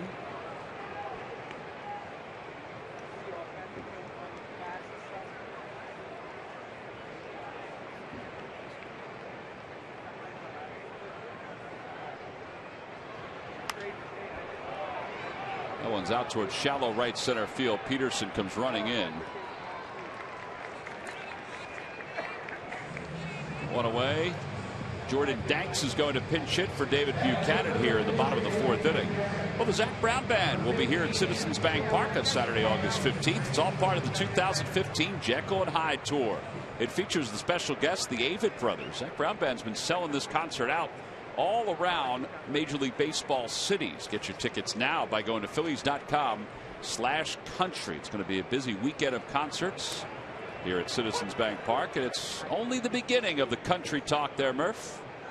Well, you're absolutely right, Tom, because we are doubling down on country. First of all, I can't believe that there are still tickets available here at Citizens Bank Park for Zach Brown. If you haven't seen them, you got to come out and see them if you're a country music fan. But I digress. Country Music Night. You guys were just talking about hats. What if I told you that you could get this exclusive hat? The first 2,000 fans that log on to Phillies.com/country and come on out on August 24th, the Country Music Night, they're going to get that hat that Richard's modeling for us. Nice job, Richard. All you got to do is go onto the website, buy the tickets there. There are going to be some local country bands here as well at the ballpark. So if you're a country music fan and you're a Phillies fan, which I assume you are if you're watching the broadcast today, come on out on the 24th. Get your tickets online. If you're one of the first 2,000, you'll get that very unique camouflaged hat for Country Music Night. So we got all kinds of country stuff going on, Tom. And I know you like to tap your foot to country music sometimes. Well, I don't know about tapping my foot, but I do like it. Strikeout of Jordan Danks, and there are 2 outs. That hat's my favorite color. Camouflage? Camouflage. It is a sharp hat. Now, Murph, for all the items that you now have on display when you do a hit like that, is Richard going to be your model? Yeah, Richard is going to travel with us on the road from now on, and he's going to have to quit his job, but I think they're okay with that. And he's going to come with us, and if we have something we need him to do, he's going to do it for us. Right, Rich? It would be a dream to travel with you. There you go. Richard's on his way. I'll tell you what, you can keep the hat. Welcome aboard, Vanna. Right, he'd have to go by the nickname of Vanna. Vanna. Here's Cesar Hernandez, who is 1 for 2 today. Cesar takes outside 2 balls and no strikes.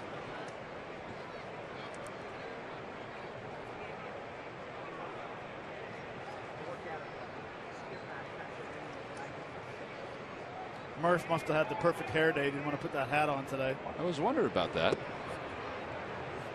3-0. Ben would have had no chance of putting that hat on. I'd have thrown a hissy fit. I had a tough time with the hat the other night in the front row. Take it all the way with the count 3-0. It's a fastball for strike 1.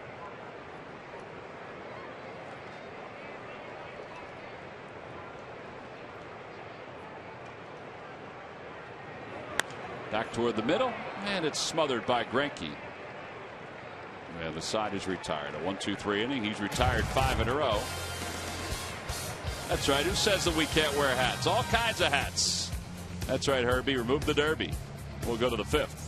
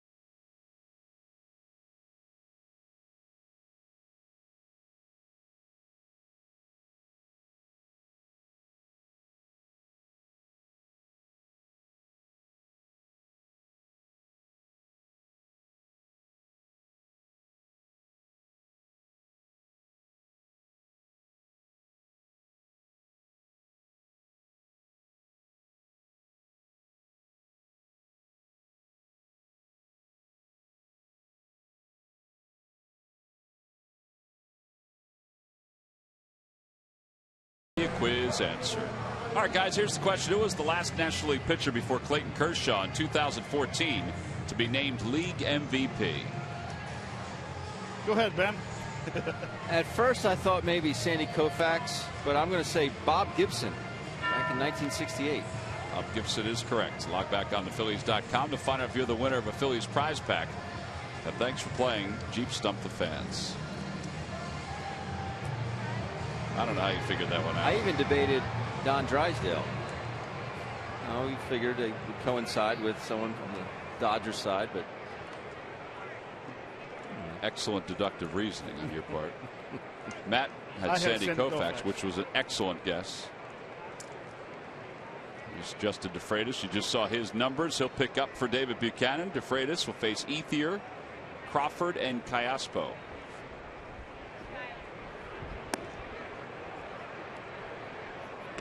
And he starts him off with a pitch inside. 1 ball, no strikes. A slider. Ethier is 2 for 2.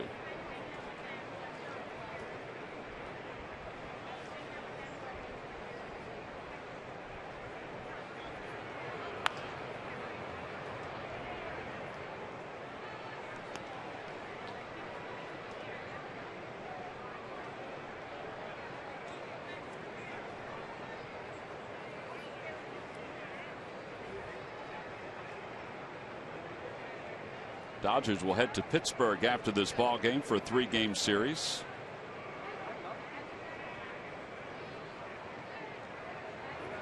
Swing and a miss. 1-2. Nice pitch there.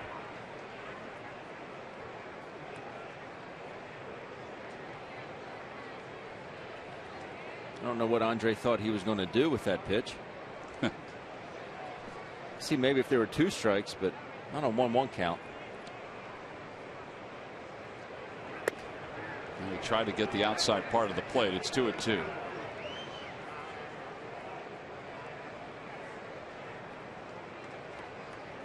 I don't blame Chooch for going outside there. Greinke's getting Mark Rippinger, I would say a couple to a few inches. Totally agree with that. So why not try it? Strike 3 right on the outside part of the plate. Ethier doesn't like it, but as Ben said, Greinke is getting that pitch. So if you complain about it, you have to realize that your pitcher is getting it. We'll give DeFreitas credit for going back out there and being able to locate 2 consecutive pitches, 2 fastballs like that. You're probably outside, yeah, but hey, if you're going to be out there and be consistent with it, you might as well use it to your advantage if you're a pitcher. Carl Crawford's the batter. He's 1 for 2. That one's fouled. It's 0-1.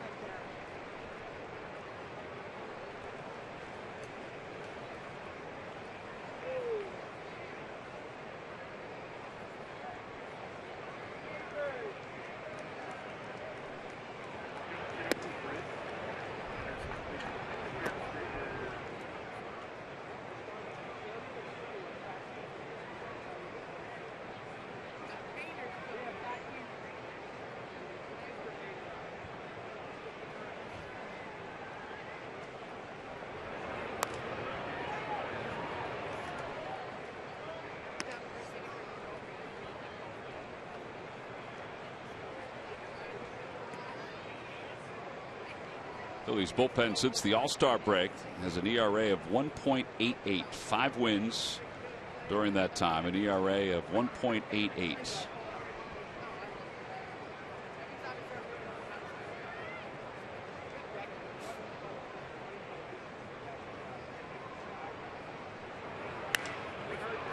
Dominic Brown has a beat on it and puts it away for the second out. 2 away here in the 5th inning. And Alberto Callaspo is coming up.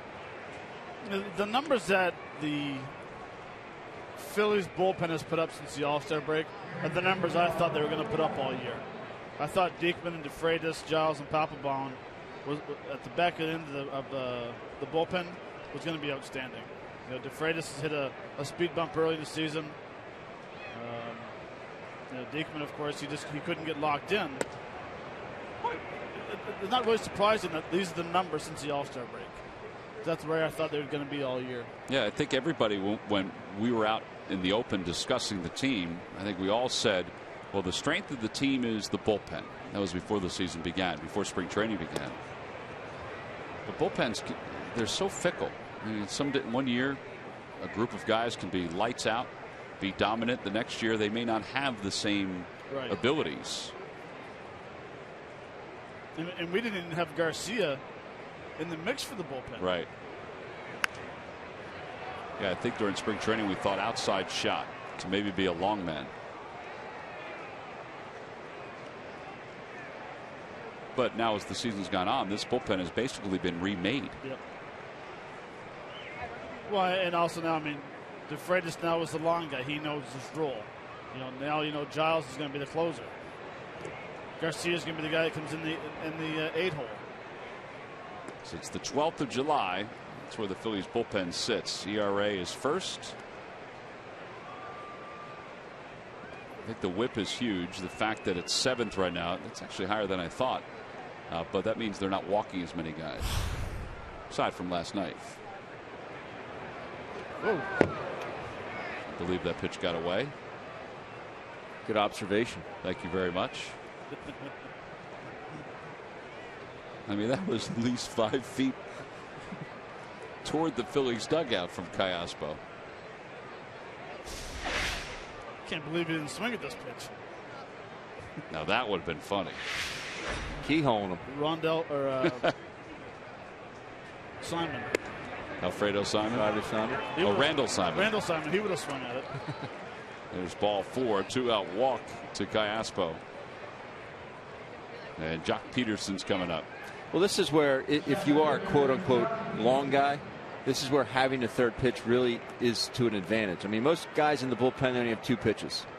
DeFreitas does mix in a few change-ups as his third pitch, so that helps and puts a little bit more doubt in the hitter's mind.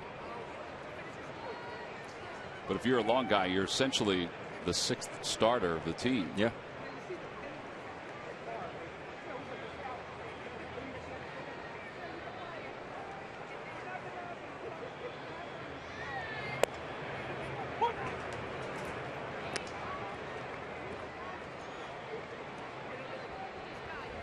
I just don't know how you could get a bat on that pitch.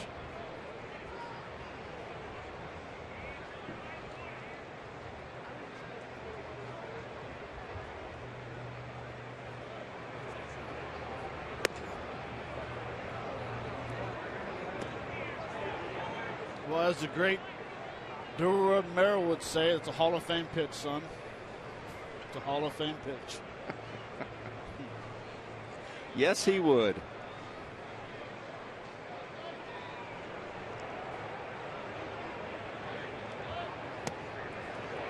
$90-mile-an-hour fastball down and in.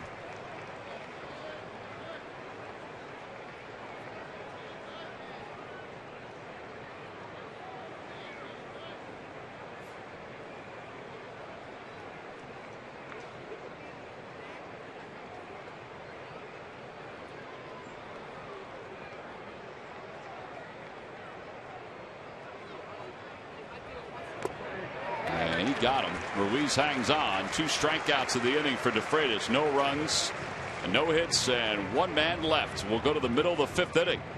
Odubel Herrera will lead it off when we come back.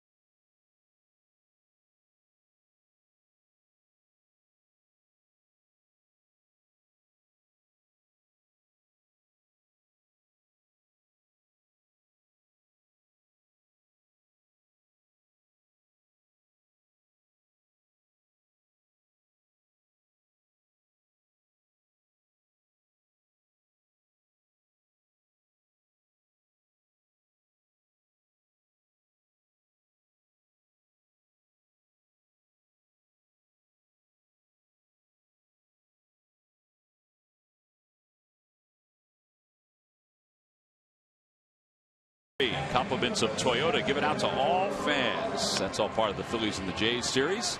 Tickets can be purchased anytime by going to Phillies.com. 7-6. Dodgers on top. We go to the bottom of the 5th inning.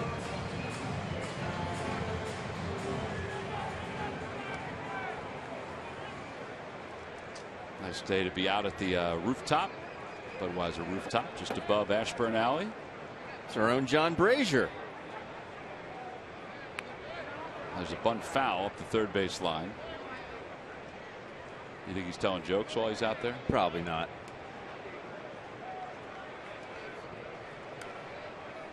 There he is. Pride of Haverford School. With John DeBella. Big star. Big star. Google nobody. My name popped up. Why did Braves run away from that shot? Was he not supposed to be out there, you think? I don't know. There's no fun in games out there? He's a man of the people. 0-2 to Odubel. Odubel a single today and scored a run. He's grounded out to first.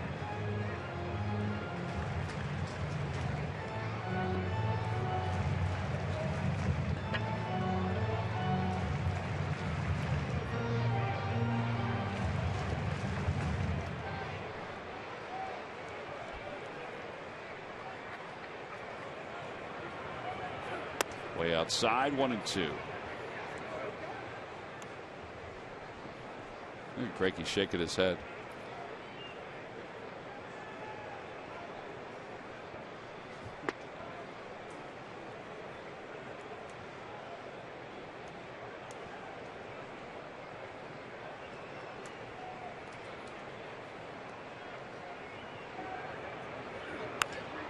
Out towards center field. Peterson froze for a moment, comes running in and makes the catch.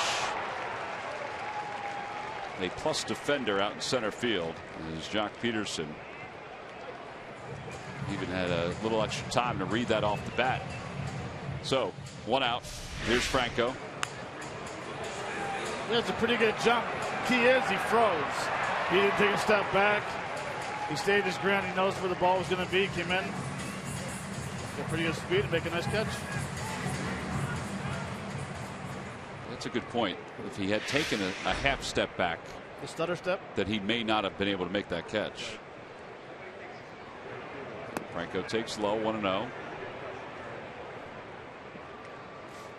Zach Greinke sitting there thinking, all right, he's sitting fastball. He's been sitting fastball on the first pitch most of the day.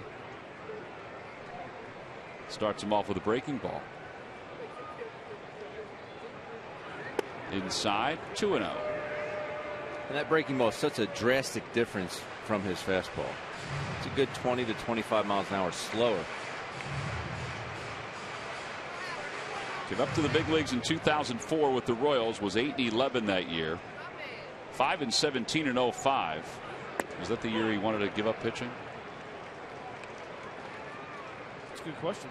Were you there at the time? 5-17, 5.80. If he's going to give up pitching at all, that may be the year to do it. He wanted to do it in spring training. He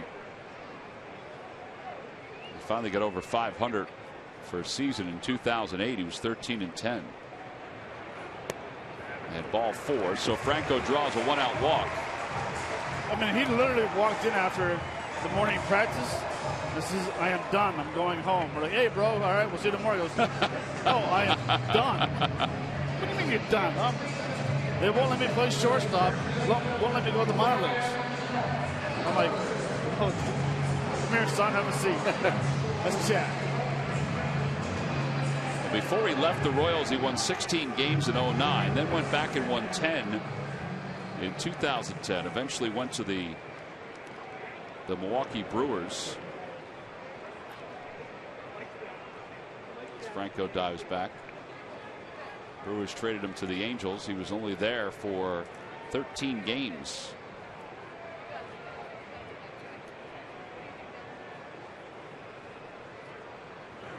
Howard slaps it the other way. 0-1.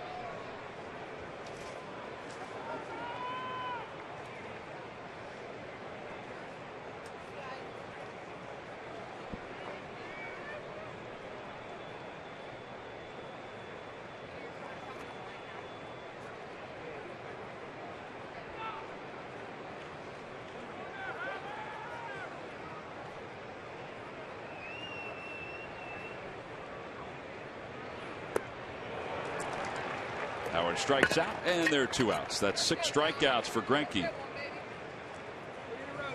And that'll bring Dominic Brown to the plate. NBC 10 First Alert Weather. Tracking conditions in your neighborhood to keep your family prepared. Count on it. Talk about weather. Everybody lucked out today with this weather. It is gorgeous out here. And you think for August, we all know how hot it can get here, but it is gorgeous today. Dominic has 2 hits today, 4 RBIs. I got home last night. My wife said, "Should we turn off the air conditioner?" I said, "Let's not go over." Come on.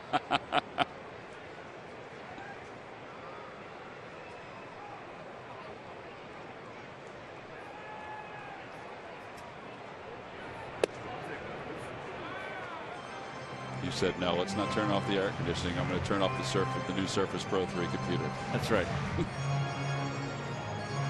2-0 to Dominic Brown. Dominic's home run went to right field his first time up. His single went to left field. That one's chopped to the right side. Kendrick was shaded that way. And the side is retired. No runs, no hits, and 1 man left. Zack Greinke has settled down. Got the last couple innings without allowing a base hit. And we move to the 6th.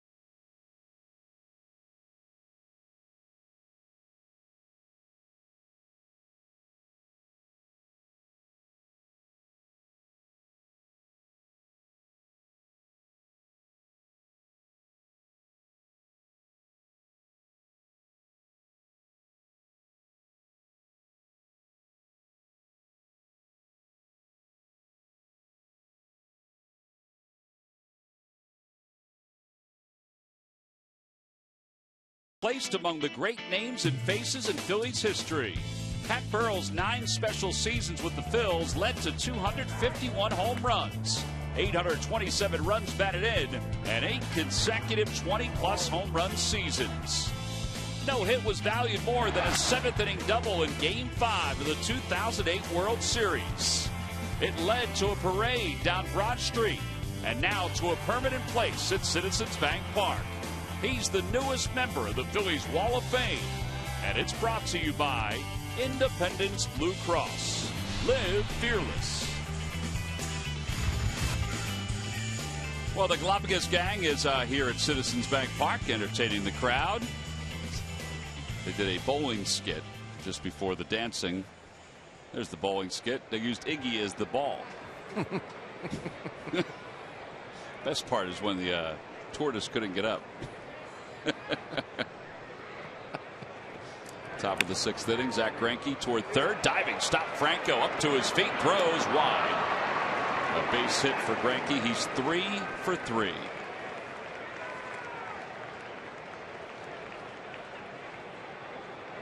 Franco not happy with himself because he had a chance to start the inning with a 1-pitch out. Franco showing some range to his right, rushes the throw a little bit. Ryan Howard showing his range to his right. It's a heck of a stop by Ryan Howard. Well, Zack Greinke may not be on top of his game on the mound, but he certainly is at the plate. And here's Jimmy Rollins.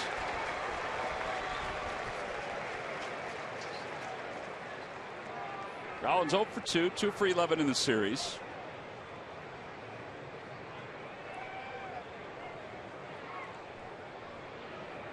I should say 0 for 3. And 2 for 11 in the series.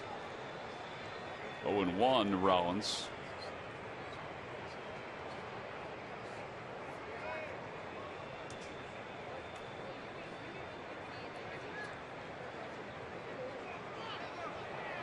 balk. Well, I think he stepped off. Step off? Yeah. Somebody from the dugout did yell balk.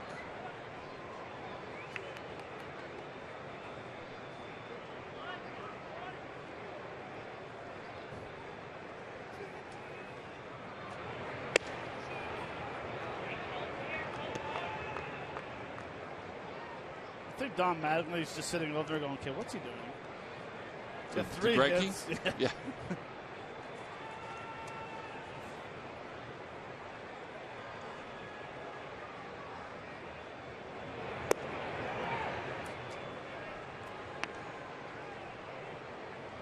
Two balls and 1 strike to Rollins. Remember leaving Little League and going to Junior League. Going from 60-foot bases to 90-foot, and you can take a lead. I thought that was the coolest thing, being able to take a lead. Until you got picked off the first time? Well, I didn't get out there very far, not with these wheels. That one's out toward right field. Dominic Brown going back toward the scoreboard. It is off the top of the scoreboard. He bobbles it. Greinke's on his way to third. Rollins to second. And he'll get there with a double. Boy, he just threw the bat at the ball on that one. And that puts runners on second and third. Howie Kendrick is coming up. Let's check in with Greg Murphy. Murph. Well, Tom, you sit and you watch Jimmy Rollins, and what a 3-day series it has been for him, just in terms of the fans and getting a chance to come back to Citizens Bank Park. But he's also been swinging a hot bat against the Phillies, batting .304 coming into the game against the Phils, and swinging a hot bat for the Dodgers in his last, he's safely in his last 12 of 13 now after that double off the wall. .318. He's got some extra base hits and 3 home runs as well. And, we talked about how slow he started this season. But don't you just get the feeling that as things heat up in a pennant race for the LA Dodgers that Jimmy Rollins probably will find himself right in the middle of things, because that's the kind of player he always was in Philadelphia. I got to believe that he'll probably turn it on late this season as well. Well, talking to him yesterday for a little bit as we were coming into the ballpark, or as he was coming into the ballpark, he feels good about batting leadoff again. It's the place that he spent 95% of his career. And he wasn't doing it for a good part of this season with the Dodgers after he got off to that slow start. So, yeah, I think he feels like, all right, I've been given a chance to get to the postseason, or have an opportunity to get to the postseason. I want to be able to help this team. And he feels the best way he can help this team is by being the leadoff hitter for this ball club.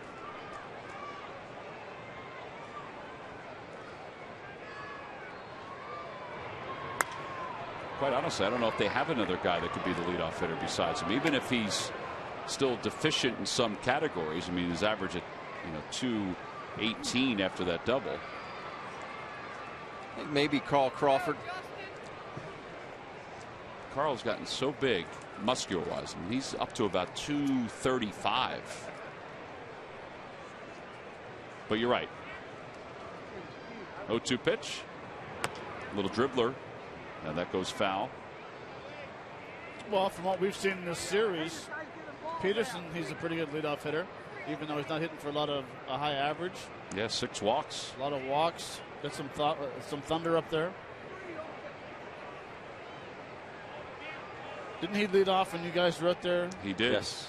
Jimmy was hitting 9th. Jimmy was hitting 9th at the time, then 8th, and then he moved up to the 6th by the last day we were there, right? I believe so. 4-game series. I would think even maybe Kayaspo could move into that slot. Yeah, if he's indeed there until Turner comes back. But I think Murph's point is well taken. You get in the heat of these games. They have 6 games left against the Giants. Jimmy Rollins, all you have to do is look to the games they played against the Mets a couple weeks ago. He had home run in each game in New York. You know how he likes the limelight of New York. 0-2 pitch coming to Kendrick. And there's a liner down the left field line. That'll get a couple home. Greinke will score. Rollins will trot around the third base bag. It's a 2-run double. So back-to-back doubles. And now it is 9-6 Dodgers. Zach Greinke has scored 3 runs today. He has 3 hits and has scored 3 runs.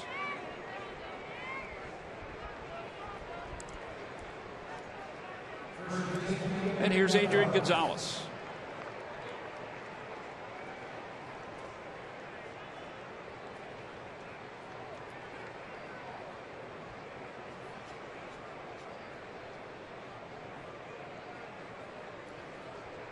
Gonzalez is 2 for 3, 3-run home run. Really kind of questioning that pitch selection there. 0-2 changeup, I believe it was, down and away. I know Kendrick smothered a few pitches.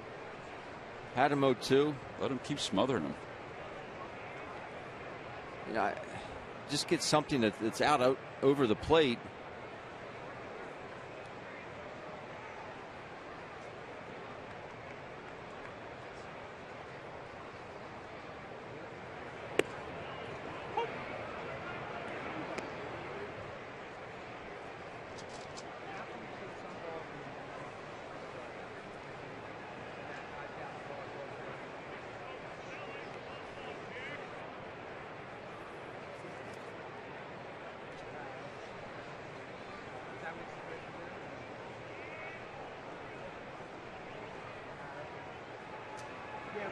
Outside, 1 ball, 1 strike.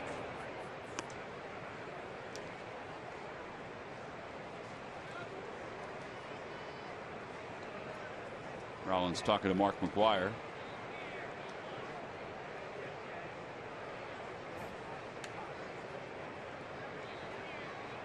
A little size difference between those two guys.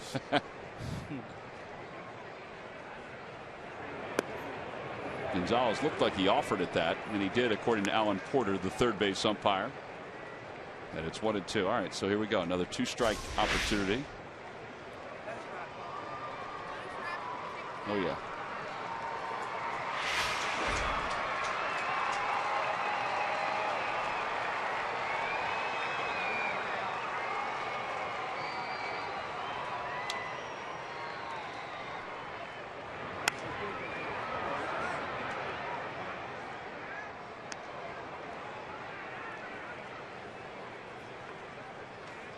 Well, so far in this game, we've seen a lot of 2 strikes on hitters. Yeah. And not having the ability to put the hitters away. That has been the big thing today in the game. Adrian Gonzalez's home run with 2 strikes. The hit before that with Howie Kendrick, 2 strikes. Yep. Greinke's hit in the second inning, 2 strikes. And you're not saying put them away, striking them out, just getting them out. Get the out. Getting out. 1 ball, 2 strikes to Gonzalez. Outside, 2-2.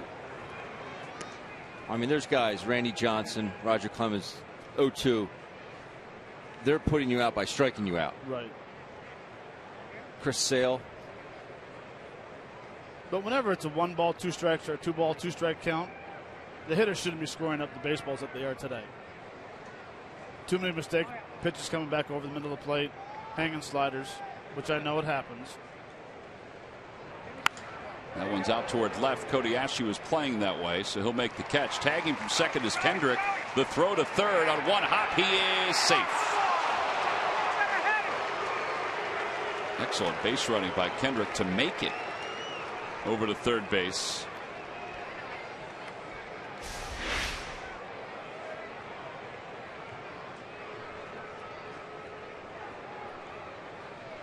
He was in there pretty easily because he went toward the inside, the infield side of the bag. It's a heads up play. Talk about baseball instincts. That's one of those. Cody Ashley really didn't have time to get behind that because it was I wouldn't say it was a hard hit line drive. It was on the line enough where he couldn't get behind it and get his momentum going towards third base. Well, the Dodgers have 13 hits this afternoon, and of those 13, 6 have come with 2 strikes. That's a large number. Now the Phillies have to play the infield down by 3 here in the top of the 6th inning. And Yasmani Grandal, and he lines one to right field. Dominic Brown will make the catch. Tagging from third is Kendrick. He'll let it fly. Brown will, and it's a sac fly. 10-6 Dodgers. I think Grandal buys Kendrick a steak dinner for that.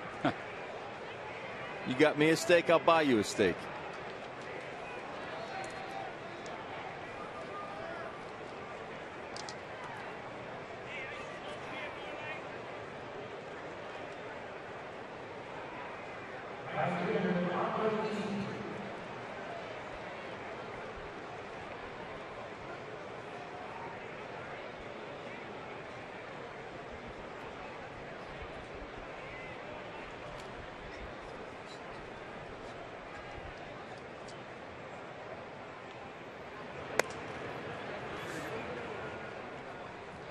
Andre Ethier, who has 2 hits today, takes outside. 1 ball, no strikes. So a 3-run 6th inning has given the Dodgers a 4-run lead.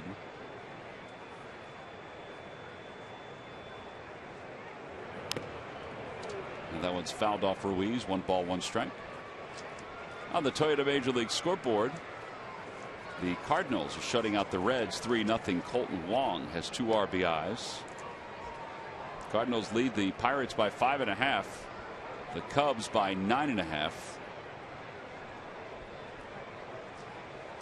Pittsburgh had closed to within an arm's length at the All-Star break. But the Cardinals, even with all the injuries, and everybody goes through injuries, but even with all the injuries, have been able to maintain a fairly comfortable lead in the division.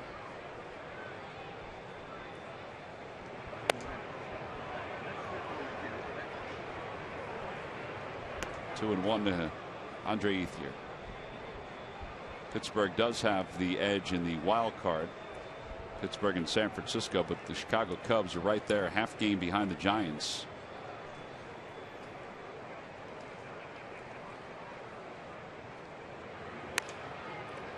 Cesar Hernandez to his left is up with it.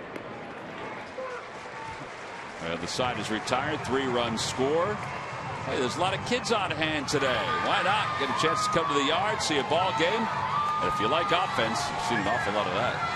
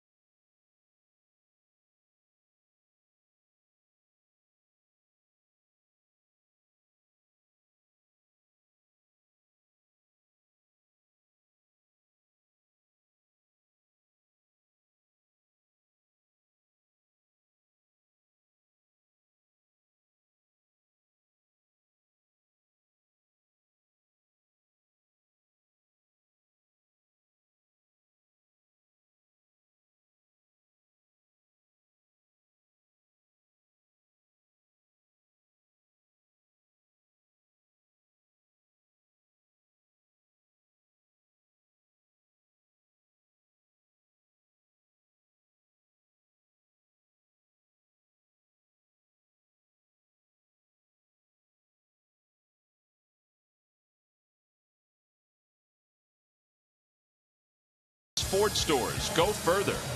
Buy Xfinity, the official entertainment provider of the Phillies. And buy Nissan. Choose Nissan today for great offers on our most exciting lineup ever. Shop Nissan.com. Bottom of the 6th inning, Dodgers lead the Phillies 10-6. Matt, don't take the stairs. Take the escalator. Up to the Hall of Fame Club. Freddie Galvis leads it off against Greinke. And it's 1 ball and no strikes. Galvis is 0 for 2. He had a little trouble with Greinke the first 2 times up. 1 ball, 1 strike.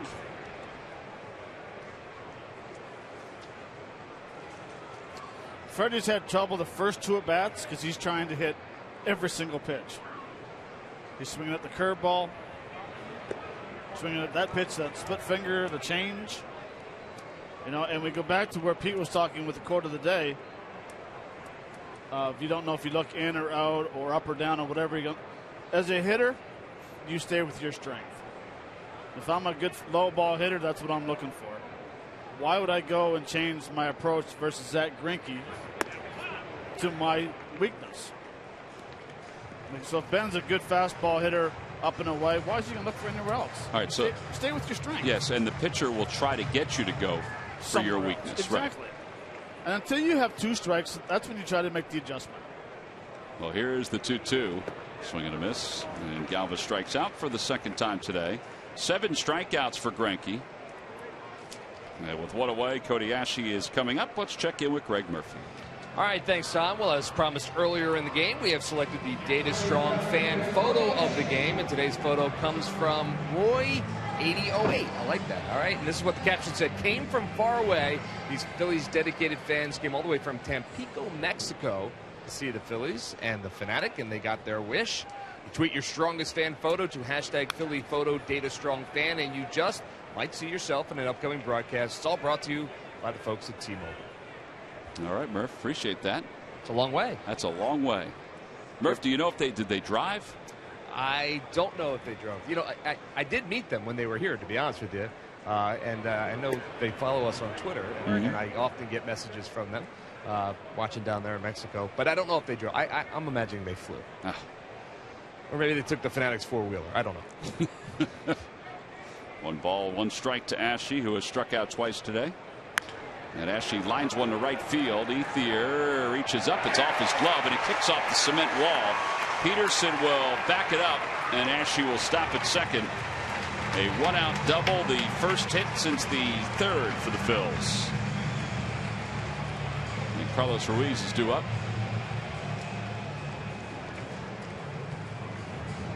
That may get the bullpen going for the Dodgers. Very short, compact swing here by Cody. Best thing about that was his head. He really kept his head down on that baseball. And struck out looking his first 2 at bats. Got something he liked and put a good swing on it. It's amazing how it's such an easy thing to do, and how many times we forget to do it. Whether that be playing baseball, playing golf, whatever. Keep your head down. It makes such a drastic difference. Think about it. If your head moves, what's that going to do? It's Everything going else. to change the plane of your vision, change your swing, everything.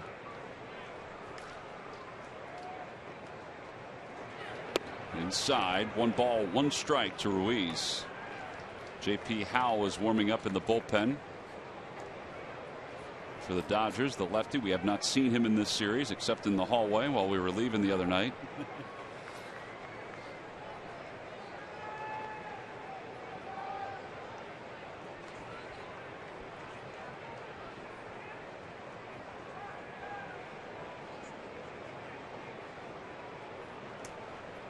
Greinke still leads the National League in ERA, even with the 6 runs allowed today.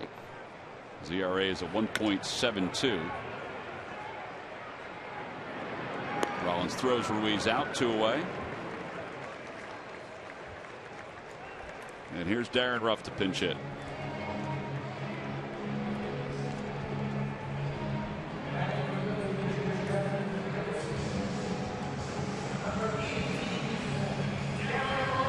Cunningham is going to join Grandal and Greinke out on the mound for a quick scouting report.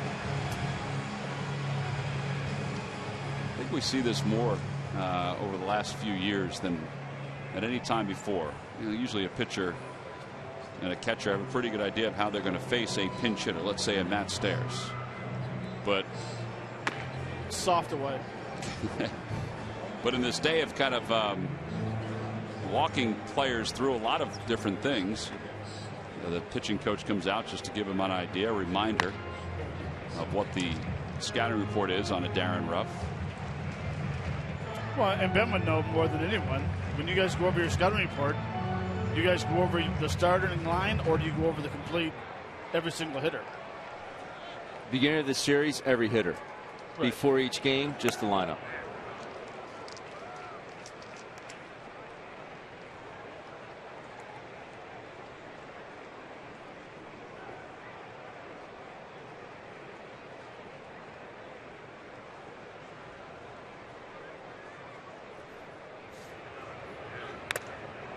Fouls it away. It's 0-2.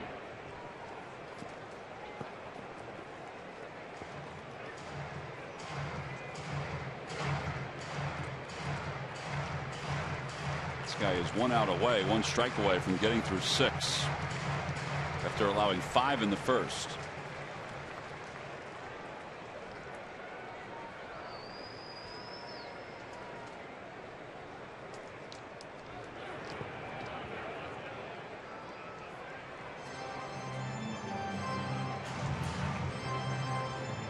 There's that changeup, I guess. I mean, 89 miles an hour. And to have that kind of movement, it really is like a split. You think he does a choke fastball? Tighter grip? I think he's got to do something with his fingers to get that kind of action. I don't think choking it would only take off 3 to 4, maybe 5 miles an hour.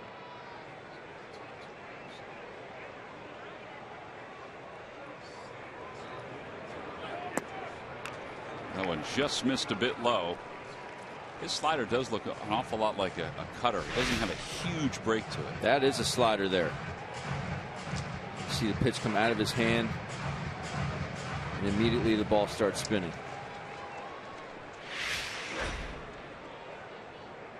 That was a cool slow-mo there. Yeah, it was. Another one fouled off by Ruff.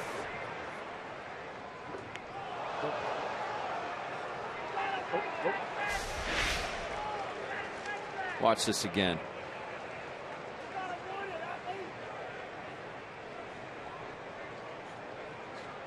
That one there was a changeup. See his hand.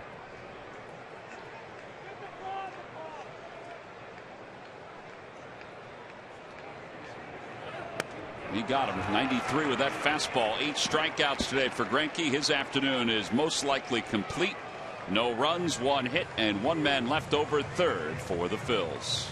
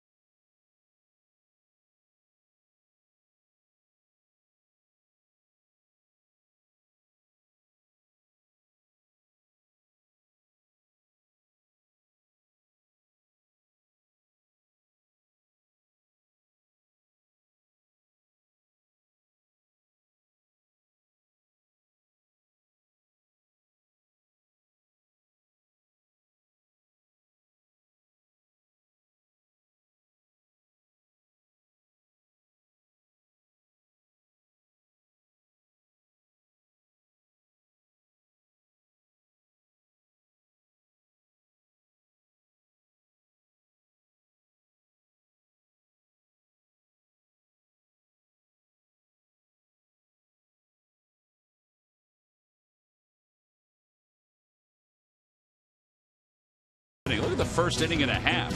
Phillies fell behind 3-0. Then led at 5-3. The Dodgers took a 6-5 lead, and they haven't relinquished their lead since. Zack Greinke, 8 strikeouts, 7 hits, 6 earned runs in 6 innings. We're thinking he's done. Dominic Brown not only has a 3-run home run, but also has added another RBI, so he has 4 ribbies. David Buchanan did not have his best stuff this afternoon, and the new pitcher will be Dyer Hinojosa for the Phils, pitching into his 3rd ball game. He'll take over for DeFreitas, who allowed 3 earned runs in 2 innings of work. Carl Crawford leads it off in the top of the 7th. And a fastball for a strike.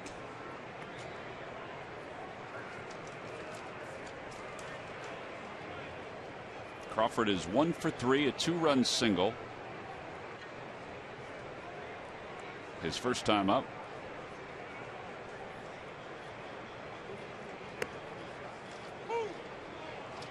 No balls and 2 strikes. Hinojosa out of Cuba was signed by the Red Sox as a free agent. Made it to the big leagues this year after being with the Red Sox for 2 seasons and was released or waived, and the Phillies picked him up.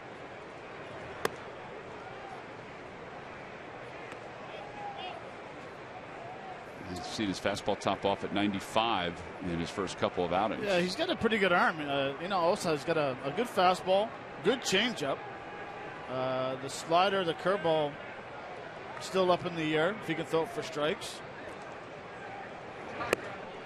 Yeah, there's 94, and he just struck out Carl Crawford 1 away here in the 7th. It's a good fastball, and that's his first strikeout for a Philly, as a Philly.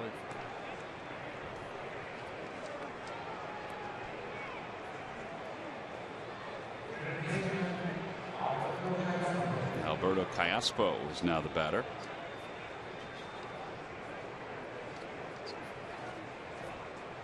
One for 2 with a walk.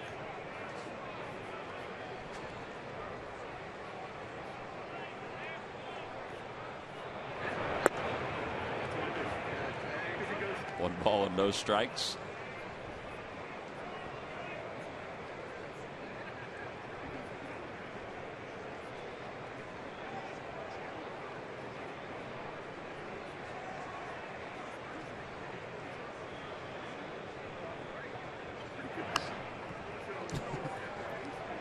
Oh, excuse me, swing. 1-1. I will notice with Hinojosa's delivery, it's a violent delivery. If he's going to miss, he's going to continue missing up in the zone. Yeah, I think he has to every once in a while tell himself to stay with the pitch more or longer, like right there. Ooh. And I think that's with his changeup.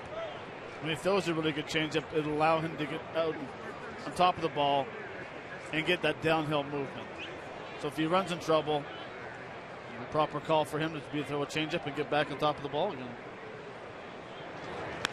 There's a liner out to right. Dominic Brown will let it play in front of him on 1 hop. There's a 1-out single. These lucky fans are today's Citizens 7. They were a prize pack courtesy of Citizens Bank. Good banking is simple, clear, and personal, and that's helping you bank better. Citizens Bank.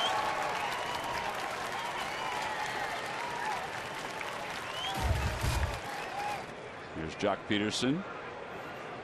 Hitless today. 0 for 6 in the series, but he has 3 walks, so his on-base percentage has hiked up a little bit.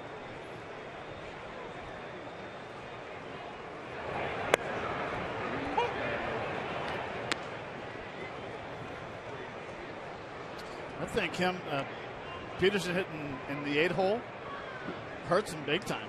Hurts the Dodgers? Yeah, I mean, it hurts him as a hitter because you have the pitcher behind you. You don't want to make a mistake, so you're going to nitpick on the corners. If you walk him, so be it. He's got 21 home runs. Unless you have a guy like Zach Greinke who's 3 for 3 with a home run.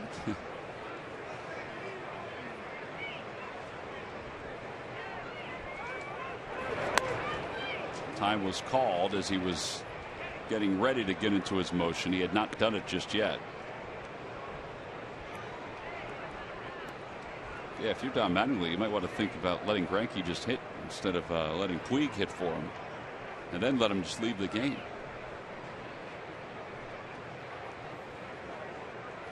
He's going for the jugular. 10-6 ball game. That's what I'm saying. Leave Greinke in. How to play. I know that the strikeouts are there, but you can see that bat speed. Yep. You can see that bat whipping through the zone. So if you're going to have Peterson hitting the 8-hole and the pitcher hitting the 9th, and they did it in LA, switch them. Yeah. Now you have Peterson hitting 9th, and you have Jimmy Rollins hitting 1st. There's a base hit to right field. Callaspo will stop at second. That'll put runners on first and second with 1 man down. Because you'd rather see Cayaspo hitting in front of the pitcher. Yep. To allow him to take the walk. Now the pitcher comes up. Now Peterson's in the 9 hole and Jimmy's in the top of the order. He's going to see more pitches. Well,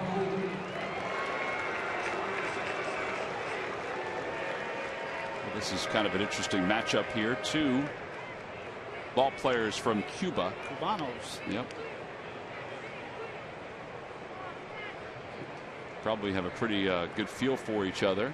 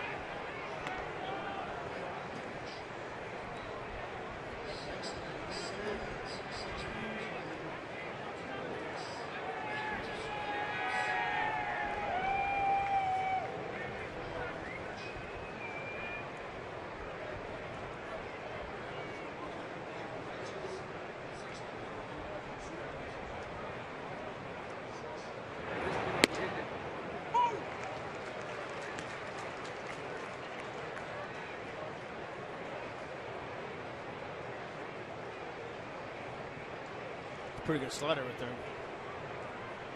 Late break. Very late break. Looks like a cutter action.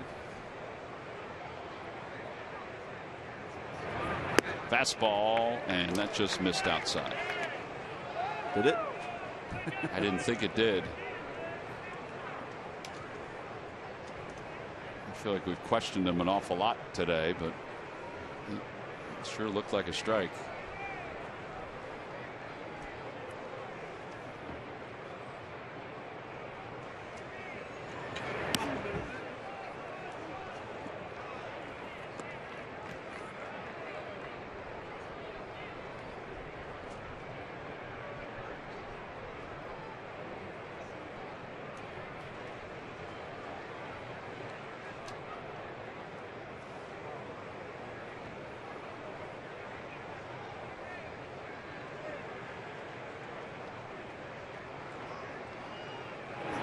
Swing and a miss. He got him. 2 strikeouts in the inning for Hinojosa. And he's got 2 outs with 2 on. And Jimmy Rollins coming up to the plate. What could be the final at bat for J-Roll here in Philadelphia for the season.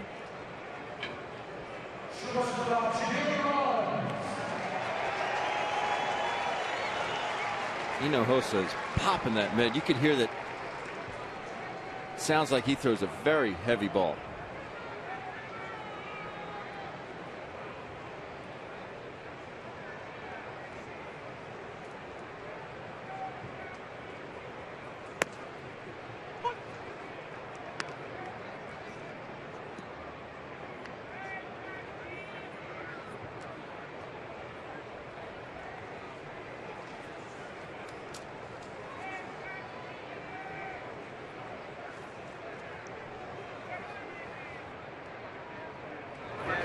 Outside, it's 1 ball, 1 strike.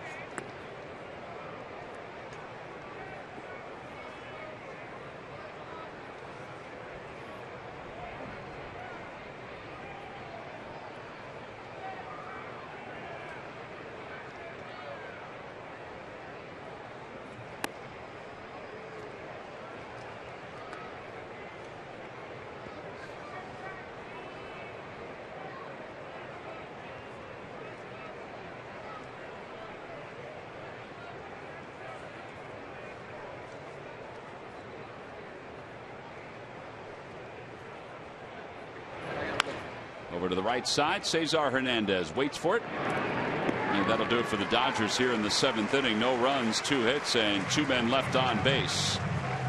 Jimmy Rollins will go back to shortstop with 1 hit and 5 at-bats here this afternoon.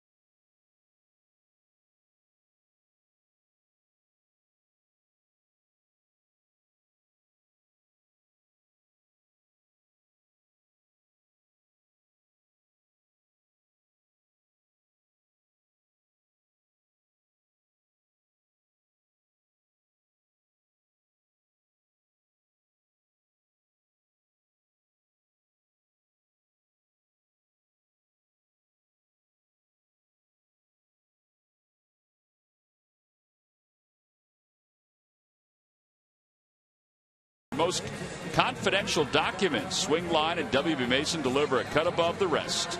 Who but W.B. Mason?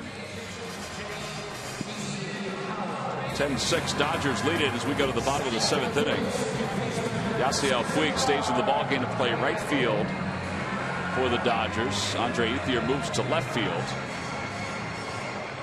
The new pitcher is left-hander J.P. Howell, 4-1 with a 1.16 earned run average.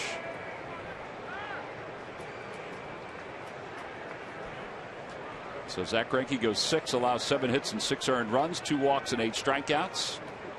And now it's up to the Dodgers bullpen to try to keep a 4-run lead. Matt, how does J.P. Howell do it? Add and subtract more and even more. Did a very good changeup.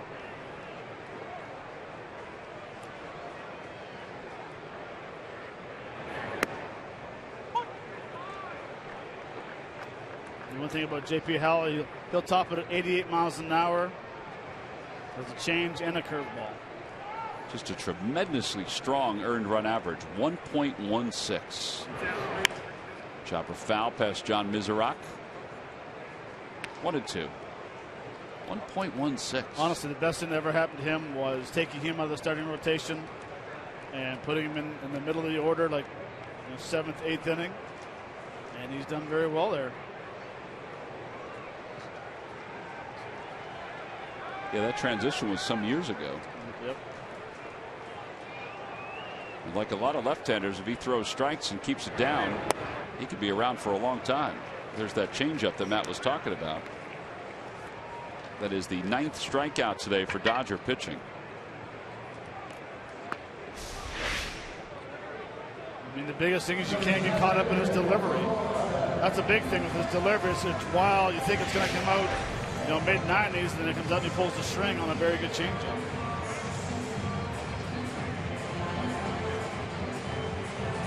By the way, which is in a perfect spot. Yes, it was. Now his strength versus left-handers is throwing 2 seamers in on left-handers as well. Outside, 1-0.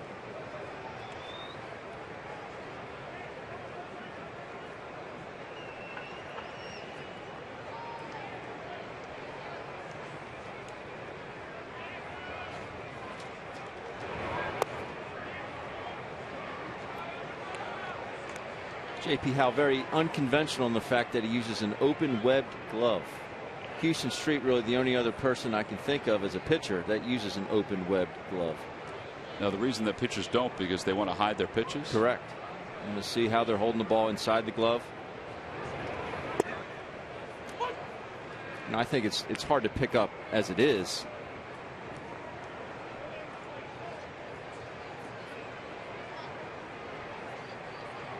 It's just not something you see every day.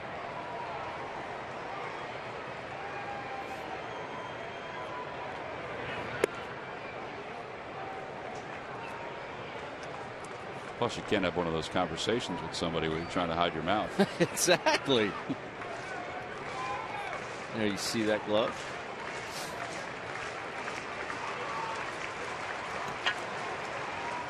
Three balls, 1 strike to Odubel. Chops it over the glove of Callaspo. Second hit of the day. He's aboard a 1-out single. And Maikel Franco's coming up. Follow the Phillies everywhere with MLB.com At Bat, the #1 app for live baseball. At Bat is up to the moment at any moment with in-game highlights, live bookings, replay reviews, radio broadcasts, StatCast, and more. Get MLB.com At Bat for your smartphone or your tablet.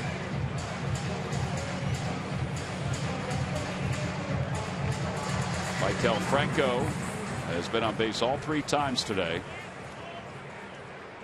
2 walks and a single, 2 runs scored. 42 runs scored on the year.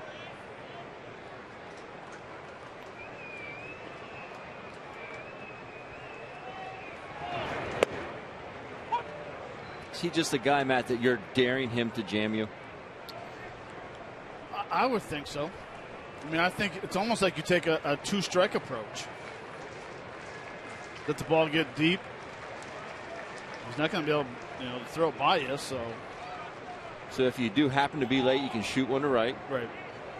You know, if you're on time with that changeup and it's up, you have a better opportunity to square one up.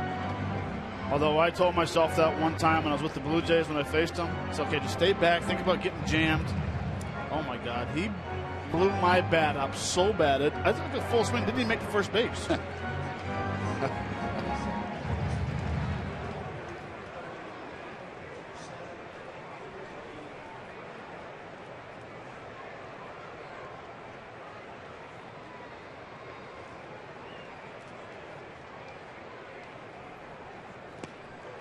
0-2. Talk about pulling your head off.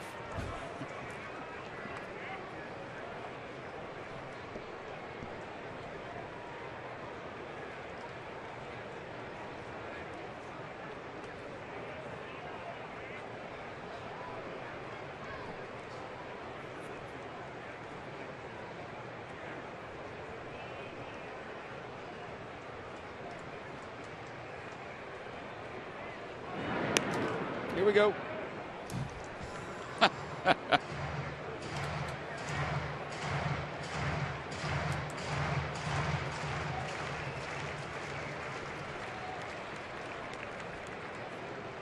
There would be some chirping in the back in the day, wouldn't there?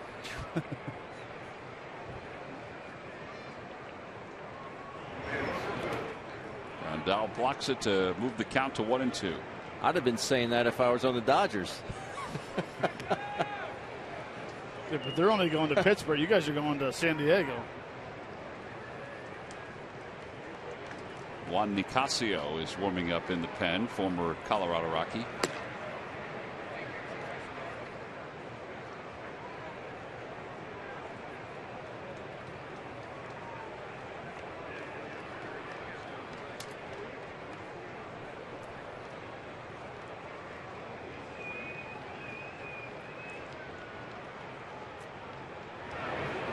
That one is shot foul off the front of the Phillies dugout. Oh, man. That one right off the railing of the dugout. Amen. Fanatics looking for a little protection.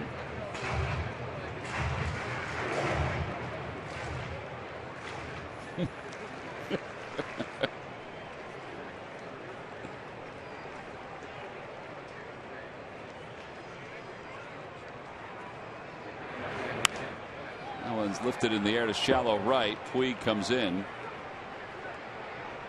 And there are 2 outs.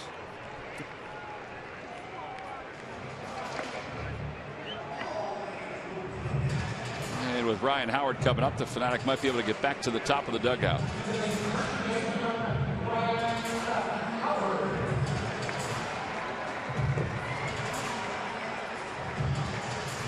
Howard today is 1 for 3 at a 2-run single his first time up. Only 2 career at bats against J.P. Howe.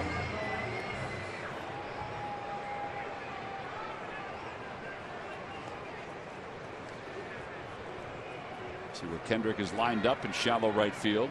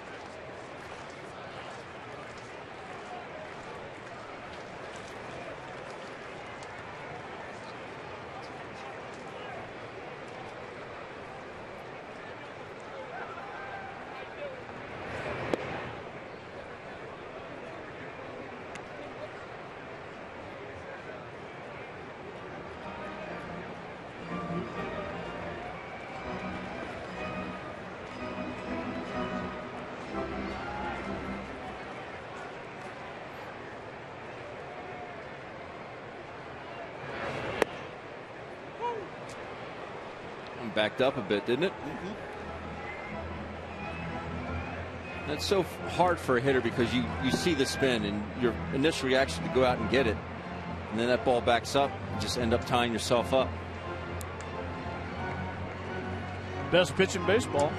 That it is. And Howard strikes out. Goes back with a breaking pitch. Second strikeout of the inning for Howell. No runs. 1 hit and 1 man left. We've completed 7. We'll move to the 8th inning. 2, 3, and 4 for the Dodgers when we come back.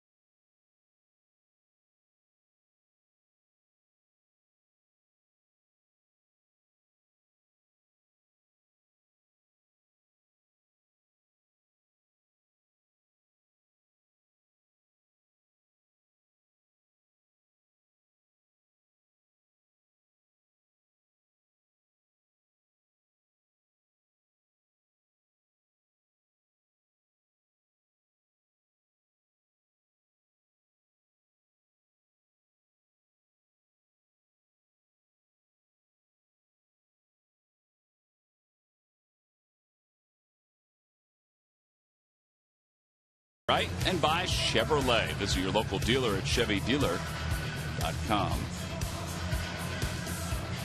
Dodgers 10, Phillies 6, top of the 8th inning. Time now for a Hyundai defensive play of the game. Jock Peterson getting a little defense in today. It makes a nice play in center field. The key was that he froze, recognized the ball. It wasn't hit very hard from Herrera. Comes in, good concentration. Makes a nice golden catch, and that's your Hyundai defensive play of the game, brought to you by your local Hyundai dealers. Well, here we go in the top of the 8th inning. It's a 10-6 Dodger lead. And Howie Kendrick will lead it off against Hinojosa. Does he bat every inning? It does seem that way, doesn't it? And usually he'll hit it to right field, although he doubled to left field his last time up. A 2-run double.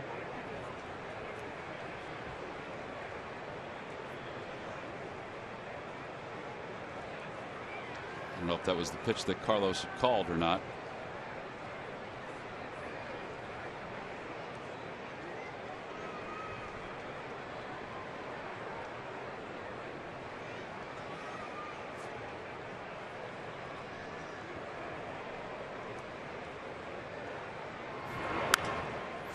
One ball, 2 strikes.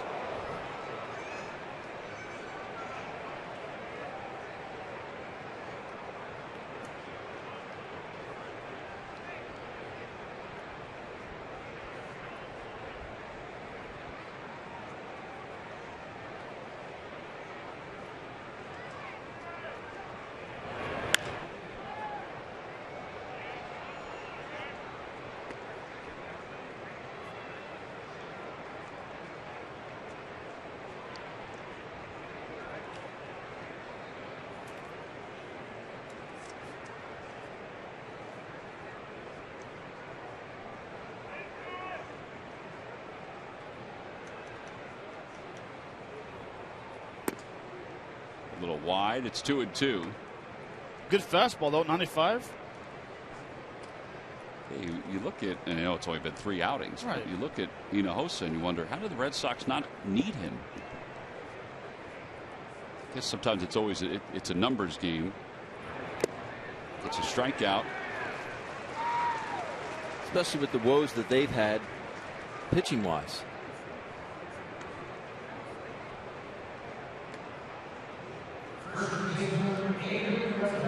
Now, we could have, they could have seen a much different picture than what the Phillies are seeing right now. There may have been adjustments made when he came to this organization, although right. He wasn't here that long before he was brought up.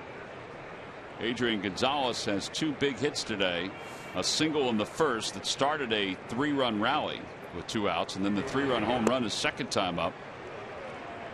So he's 2 for 4, 5 for 12 in the series. 0-1. Adrian's average continues to creep. It's at 296.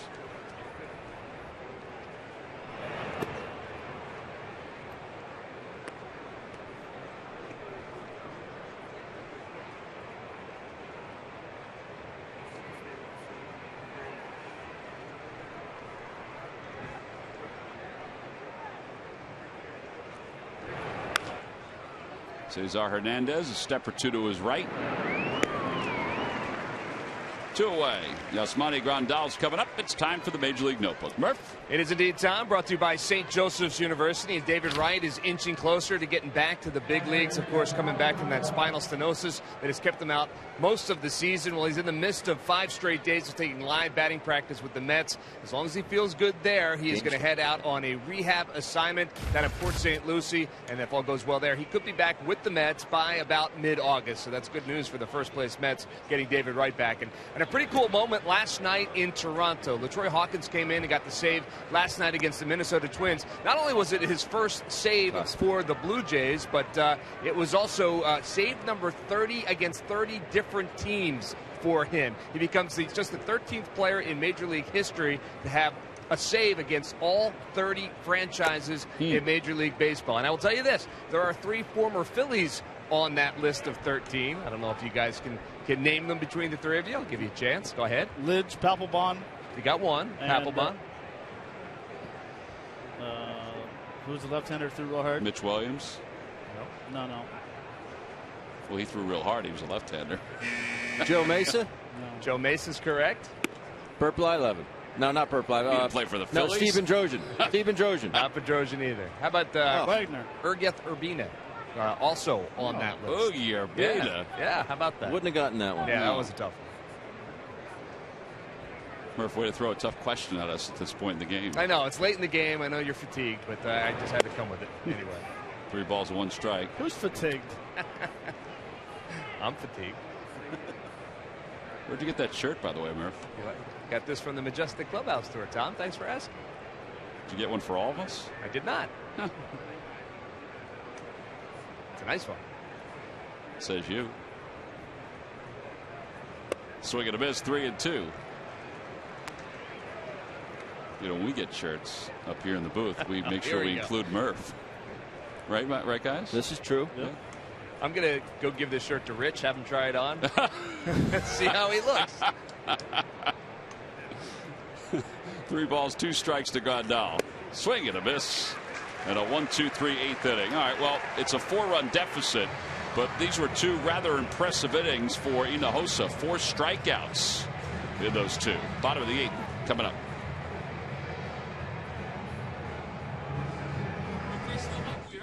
Why did the button work?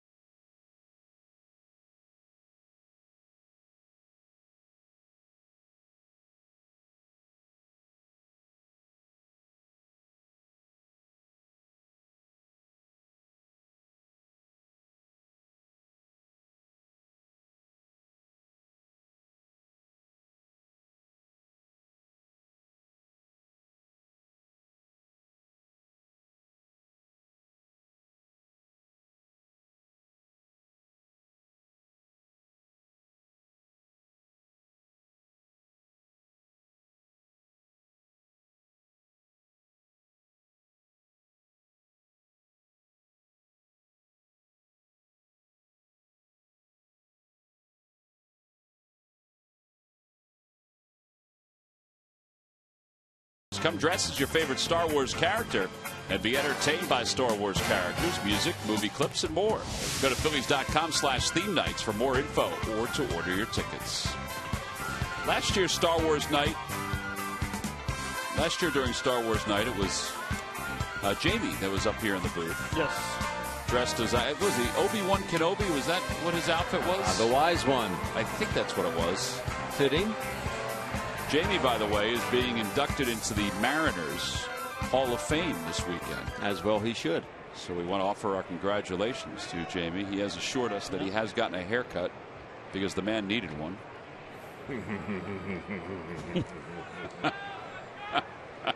I heard that a million times. Dominic Brown leads it off. That is a great Jamie Moyer laugh impersonation. Dominic is 2 for 3. 3-run home run, a single, and an RBI. So does that mean that Jamie finally announced his retirement? I think he has to officially announce it in order to be inducted into the Mariners Hall of Fame. So congratulations on your retirement, Jamie. J-Mo, what do you want to do? Let's throw a changeup inside and see how far he can hit it foul.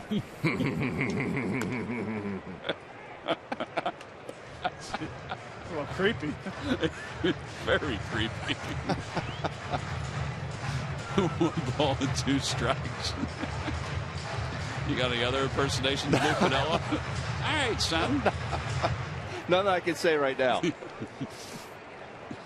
ever hear us say, all right, son? That's Ben's impersonation of Lou Piniella. All right, son. 1-2 pitch to Brown. That one's popped up foul and out of play. But in all seriousness, Jamie's career was resurrected with the Mariners in so many ways. I mean, Ben, you were part of it. We do wish him the best this weekend. I mean, it's a great honor. Yeah. And the weird part about Jamie's career is, I would say the majority of his years, they were 1-year contracts. And he was year to year to year to year. I want to say, like, he didn't sign a 3-year deal till he was like 50. Yeah, 45 or something. I'm serious. It was crazy number. But that's a well-deserving honor, I tell you. There's the 2-2 coming to Dominic Brown. And he chops it back toward Rollins. J.P. Howell. He wasn't going to go after it anyway. But there's one out here in the 8th, and here comes Freddie Galvis. Freddie is 0 for 3, and thankful that Zach Greinke is taking a shower right now.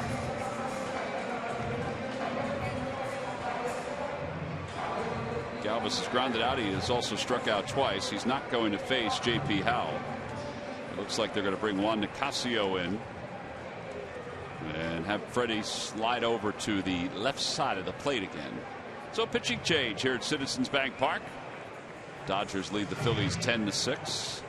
J.P. Howell winds up going an inning and a third in relief of Zach Greinke. He allows just the 1 hit, and he picks up a couple strikeouts. Nicasio coming in. We'll be back after this.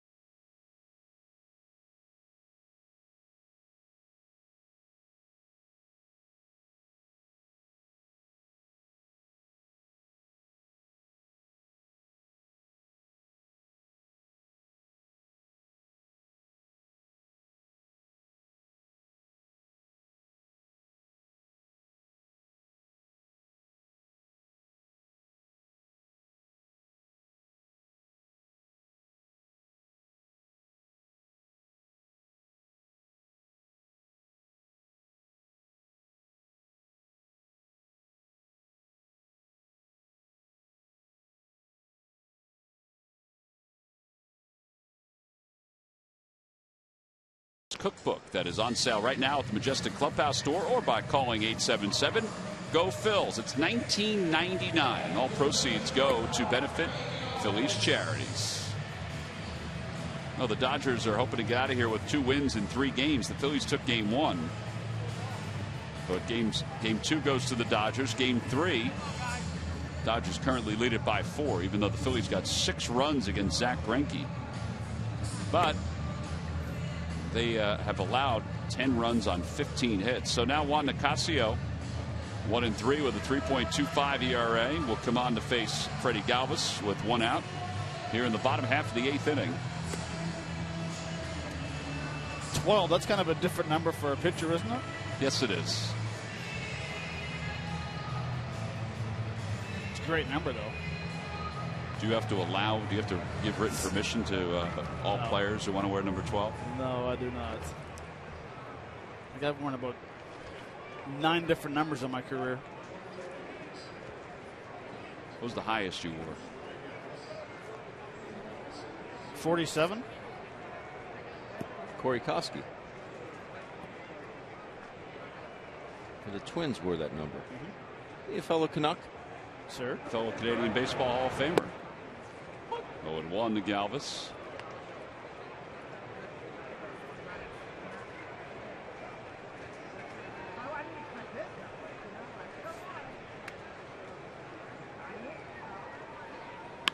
Galvis out toward left field. Ethier on the run and makes the catch. Well, that's a good play with the wall closing in on him. There are 2 outs here in the 8th. And here comes Cody Ashe, who doubled his last time up. Easier play for a lefty. He knows how far he has to go. He can reach out and catch the ball. But the key is he ran to the spot he didn't coast.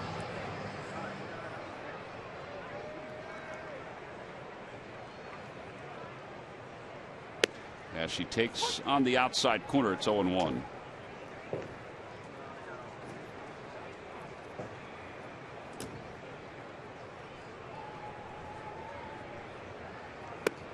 So they're going to let Hinojosa go back out for his 3rd inning.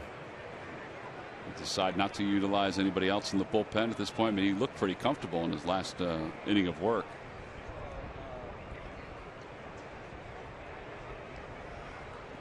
As of right now, he's thrown 36 pitches, 23 for strikes.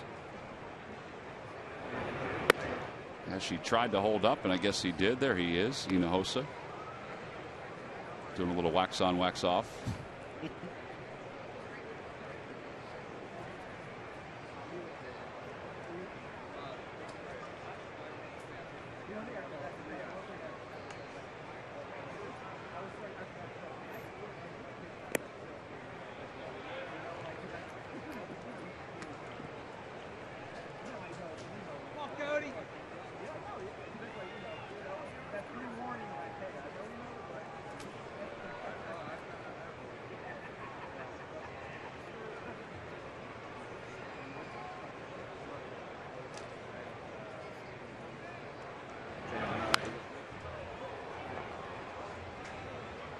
We haven't seen Garcia this series, have we?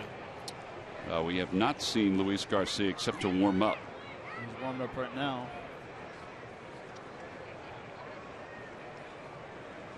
He's just now starting to throw.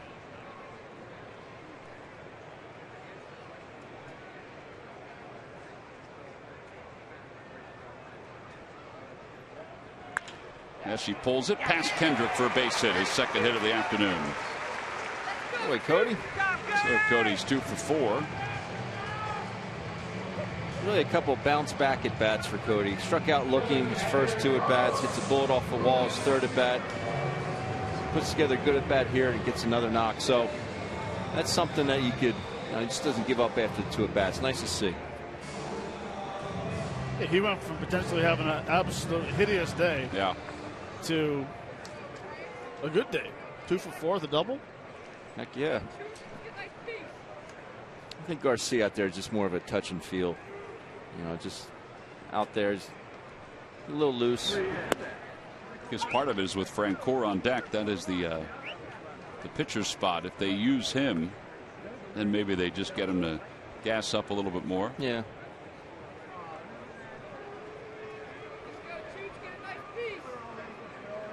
No balls, 1 strike.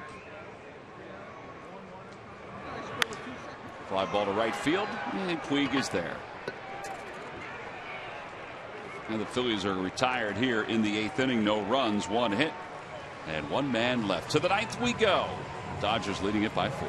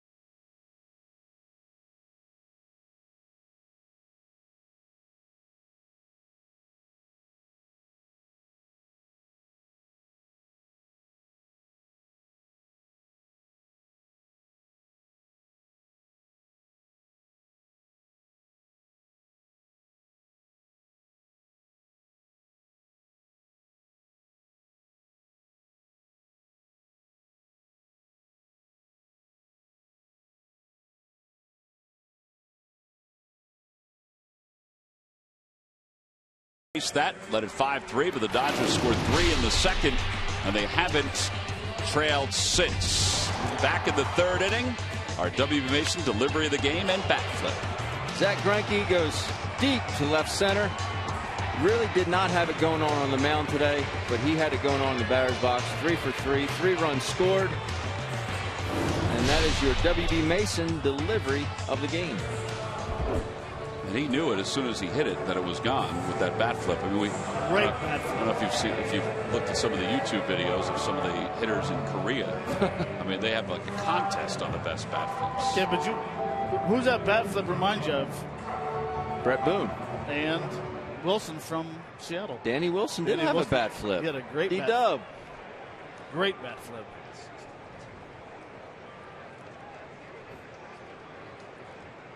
Here's Andre Ethier to lead things off. It's funny how we talk about the bat flip on the home run, but we didn't talk about the bat flip on the single up the middle.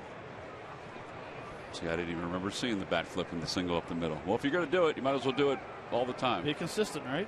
He did it out in L.A. on a ball that he hit to the wall in left center. Didn't go out, but he still had the bat toss nonetheless. A ball with 1 strike to Ethier. Well, today he became the first Dodger pitcher to score 3 runs in a game since Claude Osteen did it back in 1970.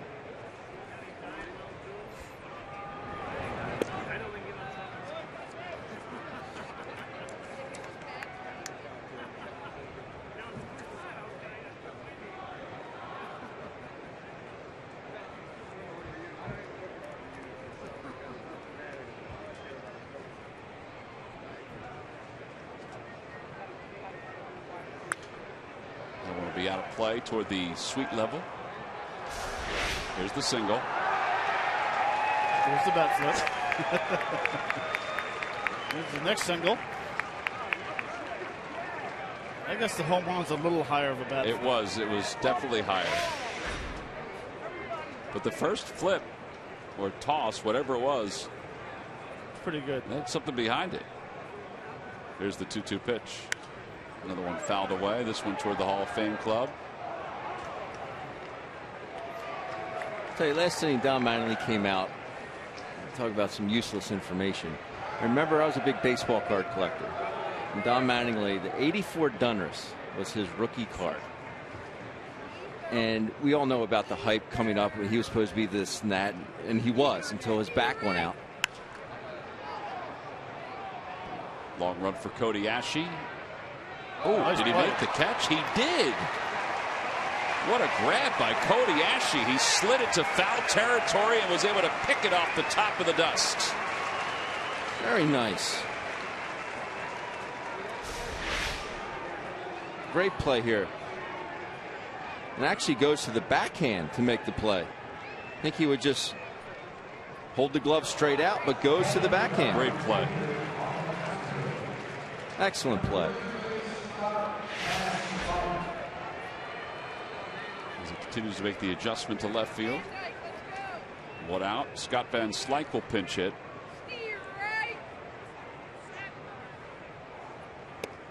Oh, and 1. So it was a very coveted rookie card, Dom Angley. But the 84 Dunners, what made it even more so was finding one that was centered perfectly. A lot of them were off cut. So the margins on the side, some would be thinner than the other, and finding one that was perfectly centered was tough to do. And that made it that much more expensive. Were all of his rookie cards off center, or I mean, were they all No, but different? it was hard to find one that was perfectly centered. And he was, used to love watching that man hit. But I just remember, I was a big baseball card collector, very big. And that card was very much sought after. Did you get it? Yeah, I have one. Donald Arthur Manning. You still have it? Of course. Did you get it signed? No. I have a couple balls he signed for me when I was in camp with the Yankees.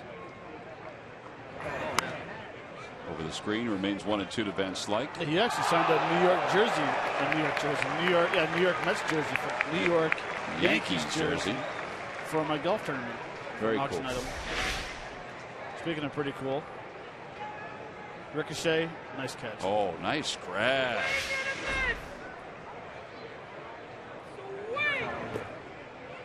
Two and 2. Now that slider had more depth on it. It was more top to bottom, as the one that we saw earlier was a little more lateral.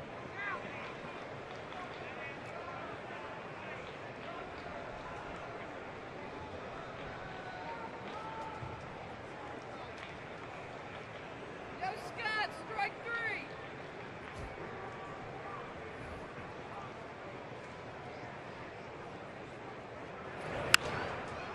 That one's popped up left side, and it will be left to Maikel Franco in foul territory.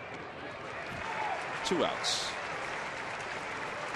The hosts are now 47 pitches, 2 outs here in the 9th.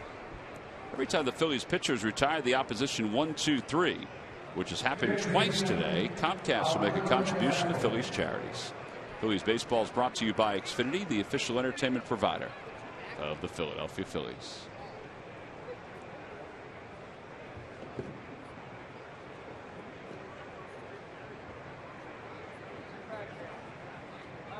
Here is Callaspo. And it's 0-1.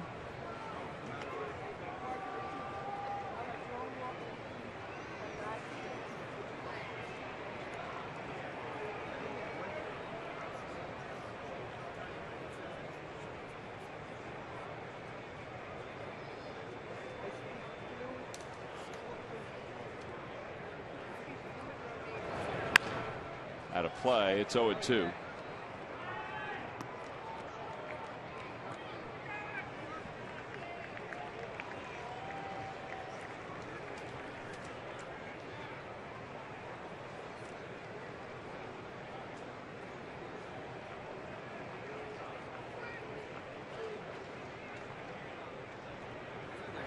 And strike 3 called.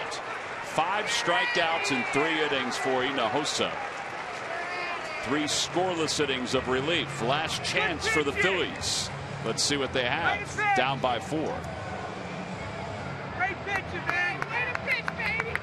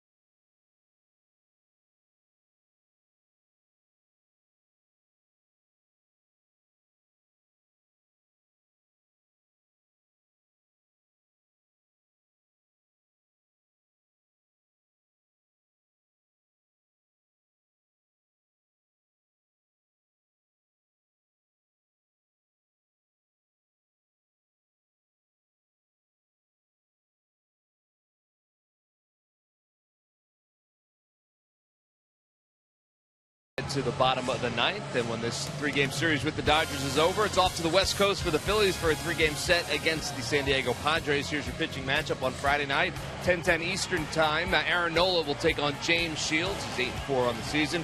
On Saturday, Adam Morgan and Tyson Ross will go head-to-head. That's at 8:40 Eastern Time. And then on Sunday at 4:10, Jerome Williams will take the ball for the Phillies against Andrew Hashner. That's a 3-game series with the Padres. But, guys, this one's not over yet. All right, Murph, let's see if the Phillies have a little left in the tank against Joel Peralta. 23rd game, 2-1. With an earned run average of 4.15. The Phillies are going out to San Diego. It may be the last time that they see that team intact, that San Diego team intact. Reports that they may start to unload some of those players.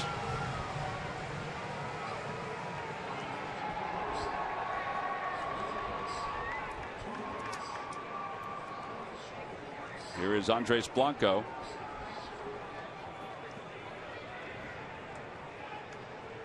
It's a heck of a line for Hinojosa. 5 strikeouts and 3 innings of work as Blanco loses the bat into the crowd, and the ball is fouled away. It's 0-1.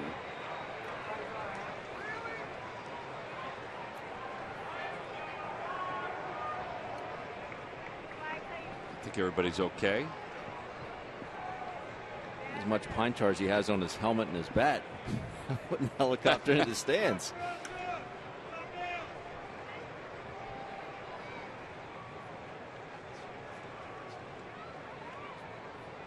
One, Andres Blanco.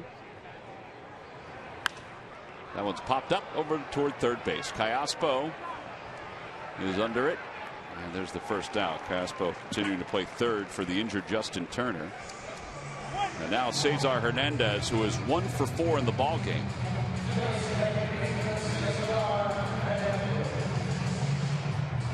Hernandez singled and scored in the first inning. Lined out to first, grounded out to the pitcher, and struck out.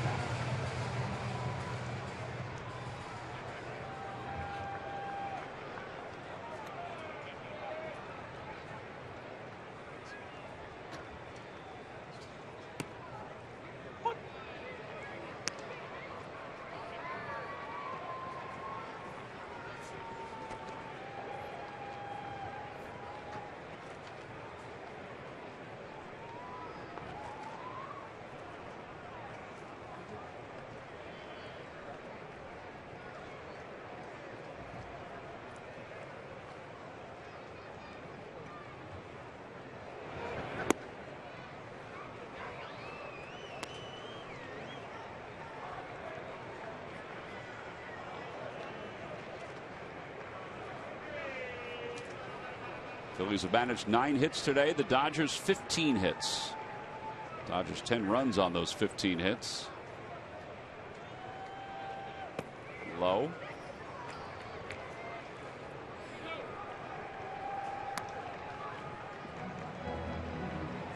Tomorrow we'll be on the air at 10 o'clock on Comcast Sportsnet. 11 o'clock Atlantic time? Yeah, 11 o'clock Atlantic time. 11:30 Newfoundland time. Will you be back home in Canada by tomorrow? Yes. How long a drive is it? 10 hours, 10:15. Straight shot? Straight shot. 95 north. Outside, 3-1. Get a little bit of Chipotle tomorrow. Make the ride even better.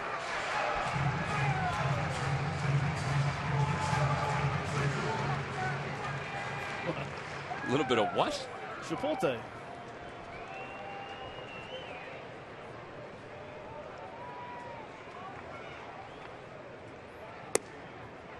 At the knees, 3-2.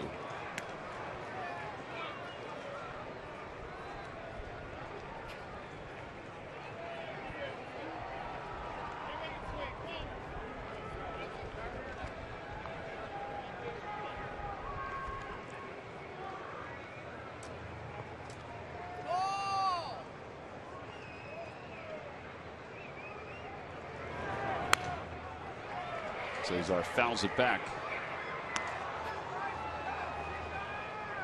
So interesting over the years to watch the different sort of setups that pitchers have, you know, to try to be more deceptive.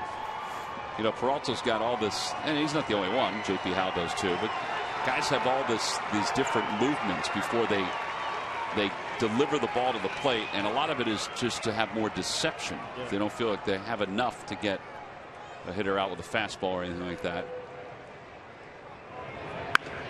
Back toward the middle. That'll be a base hit for Hernandez. Second hit of the day. 10th hit of the day for the Phils. And the inning remains alive with one man down. Odubel Herrera will be the batter. You know, I was talking with Jimmy Rollins this morning. I went into the Dodgers locker room, and we were talking about Cesar Hernandez, about a player. And Jimmy was talking so high of Cesar's at bats, the way he's hitting, the way he's playing defense. There's not a guy in baseball that hits a fastball as hard on a consistent basis. Well, that's a nice compliment. Well, at some point, probably tomorrow, Chase Utley will come back, and Pete McCannon said that they will find at bats for Chase, but he acknowledged it's tough to get Cesar out of the lineup. Odubel takes strike one. It's 0-1.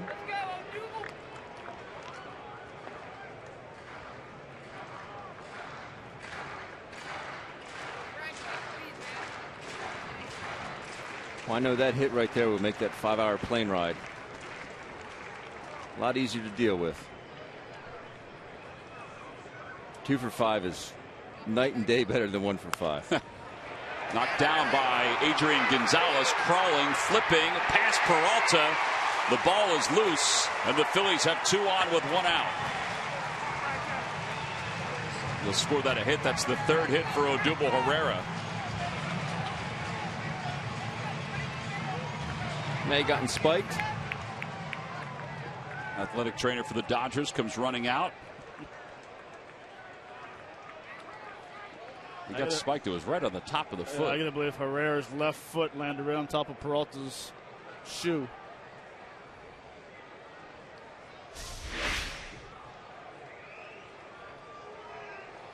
Knocking it down, getting up like a big old gato. Right there, land on his toe.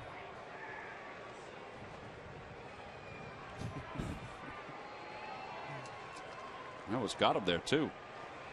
They scored a base hit. It's the 9th 3-hit game of the season for Odubel Herrera. That's going to be it for Joel Peralta. They're going to bring in Kenley Jansen, I believe. He was warming up.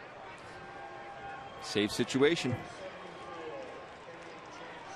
Yeah, the tying run is in the on-deck circle, so this is a save situation for the Dodgers. Their closer coming in. Phillies trail it by 4 here in the bottom of the 9th.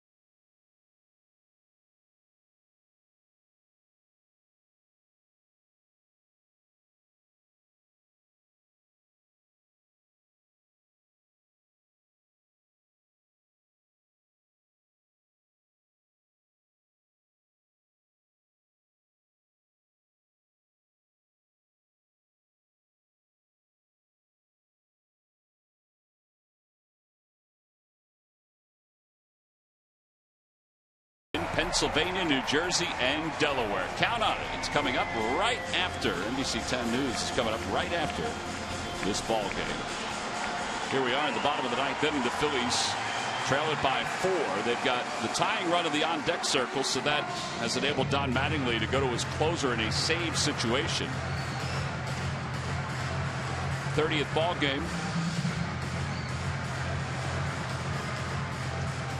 For Jansen, he saved yesterday's game. 20 of 21 in save opportunities. Hernandez at second, Herrera at first. Michael is 1 for 2 with 2 runs scored today. He's hit in 8 straight. Off the glove of Grandal, but it's a strike and it's 0-1. We talked last night about the natural cutter movement on the fastball of Jansen. You're not going to find too many closers that have that natural movement.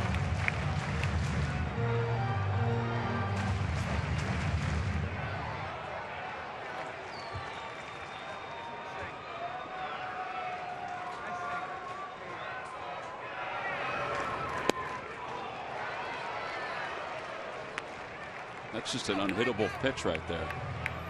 It may have even been called a strike if he didn't swing it. It might have been a little low, but it was moving. Well, it's panted at 95, and it's an unhittable pitch to hit, especially when your head's not watching the ball all the way in the zone.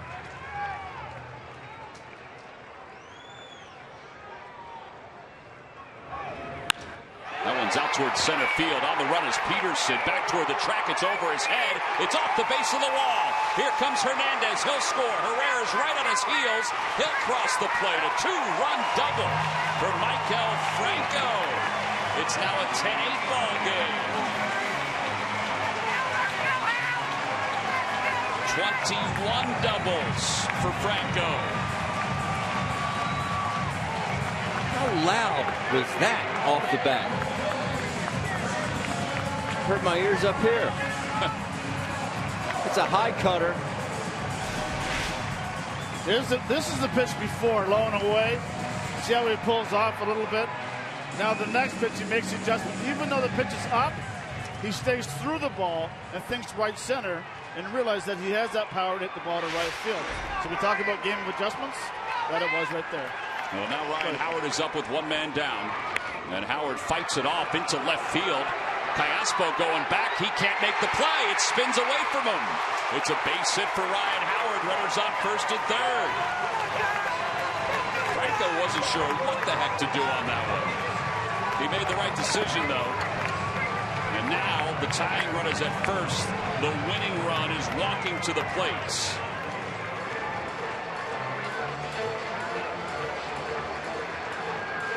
I would think you'd have to pinch run here for Ryan Howard. Who are you going to pinch run for him for? Frank Gore? You have to use a pitcher. Yeah. That's the only thing, you know, Ben? Because they already used everybody off the bench. Yeah. Except for Frank Gore and Rupp. Don't need a pinch runner. It's going to be a walk-off. Oh, man. Shot. Wow. Don't threaten me with a good time. Runners lead off first and third. Dominic Brown has had a good day. Brown takes a strike. It's 0-1. 4 RBIs for Dominic Brown today.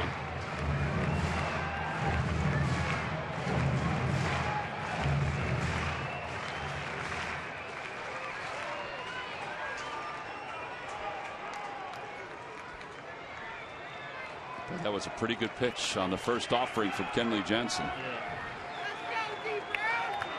Dom did see him last night, so he knows how the ball comes out of his hand. 0-1 to Dom. Outside, 1 ball, 1 strike.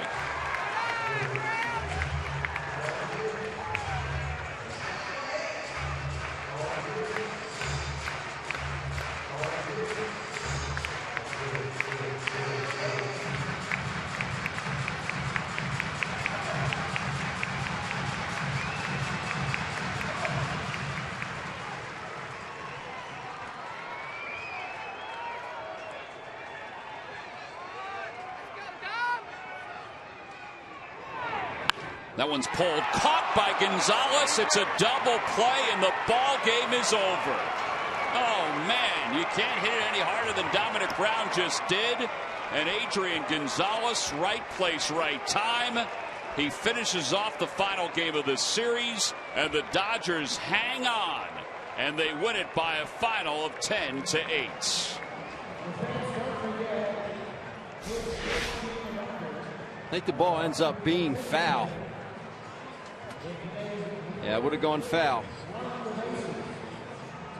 But ends up being a double play to end this game. Nothing you can do. Nothing you can do about that. Phillies made a run here in the 9th inning, but the Dodgers take 2 of 3. Adrian Gonzalez, as it turns out, is our Chevrolet player of the game. A 3-run home run. That gave the Dodgers the lead for good. Jimmy Rollins will say goodbye to the Philly fans. His final chance to see them here in 2015.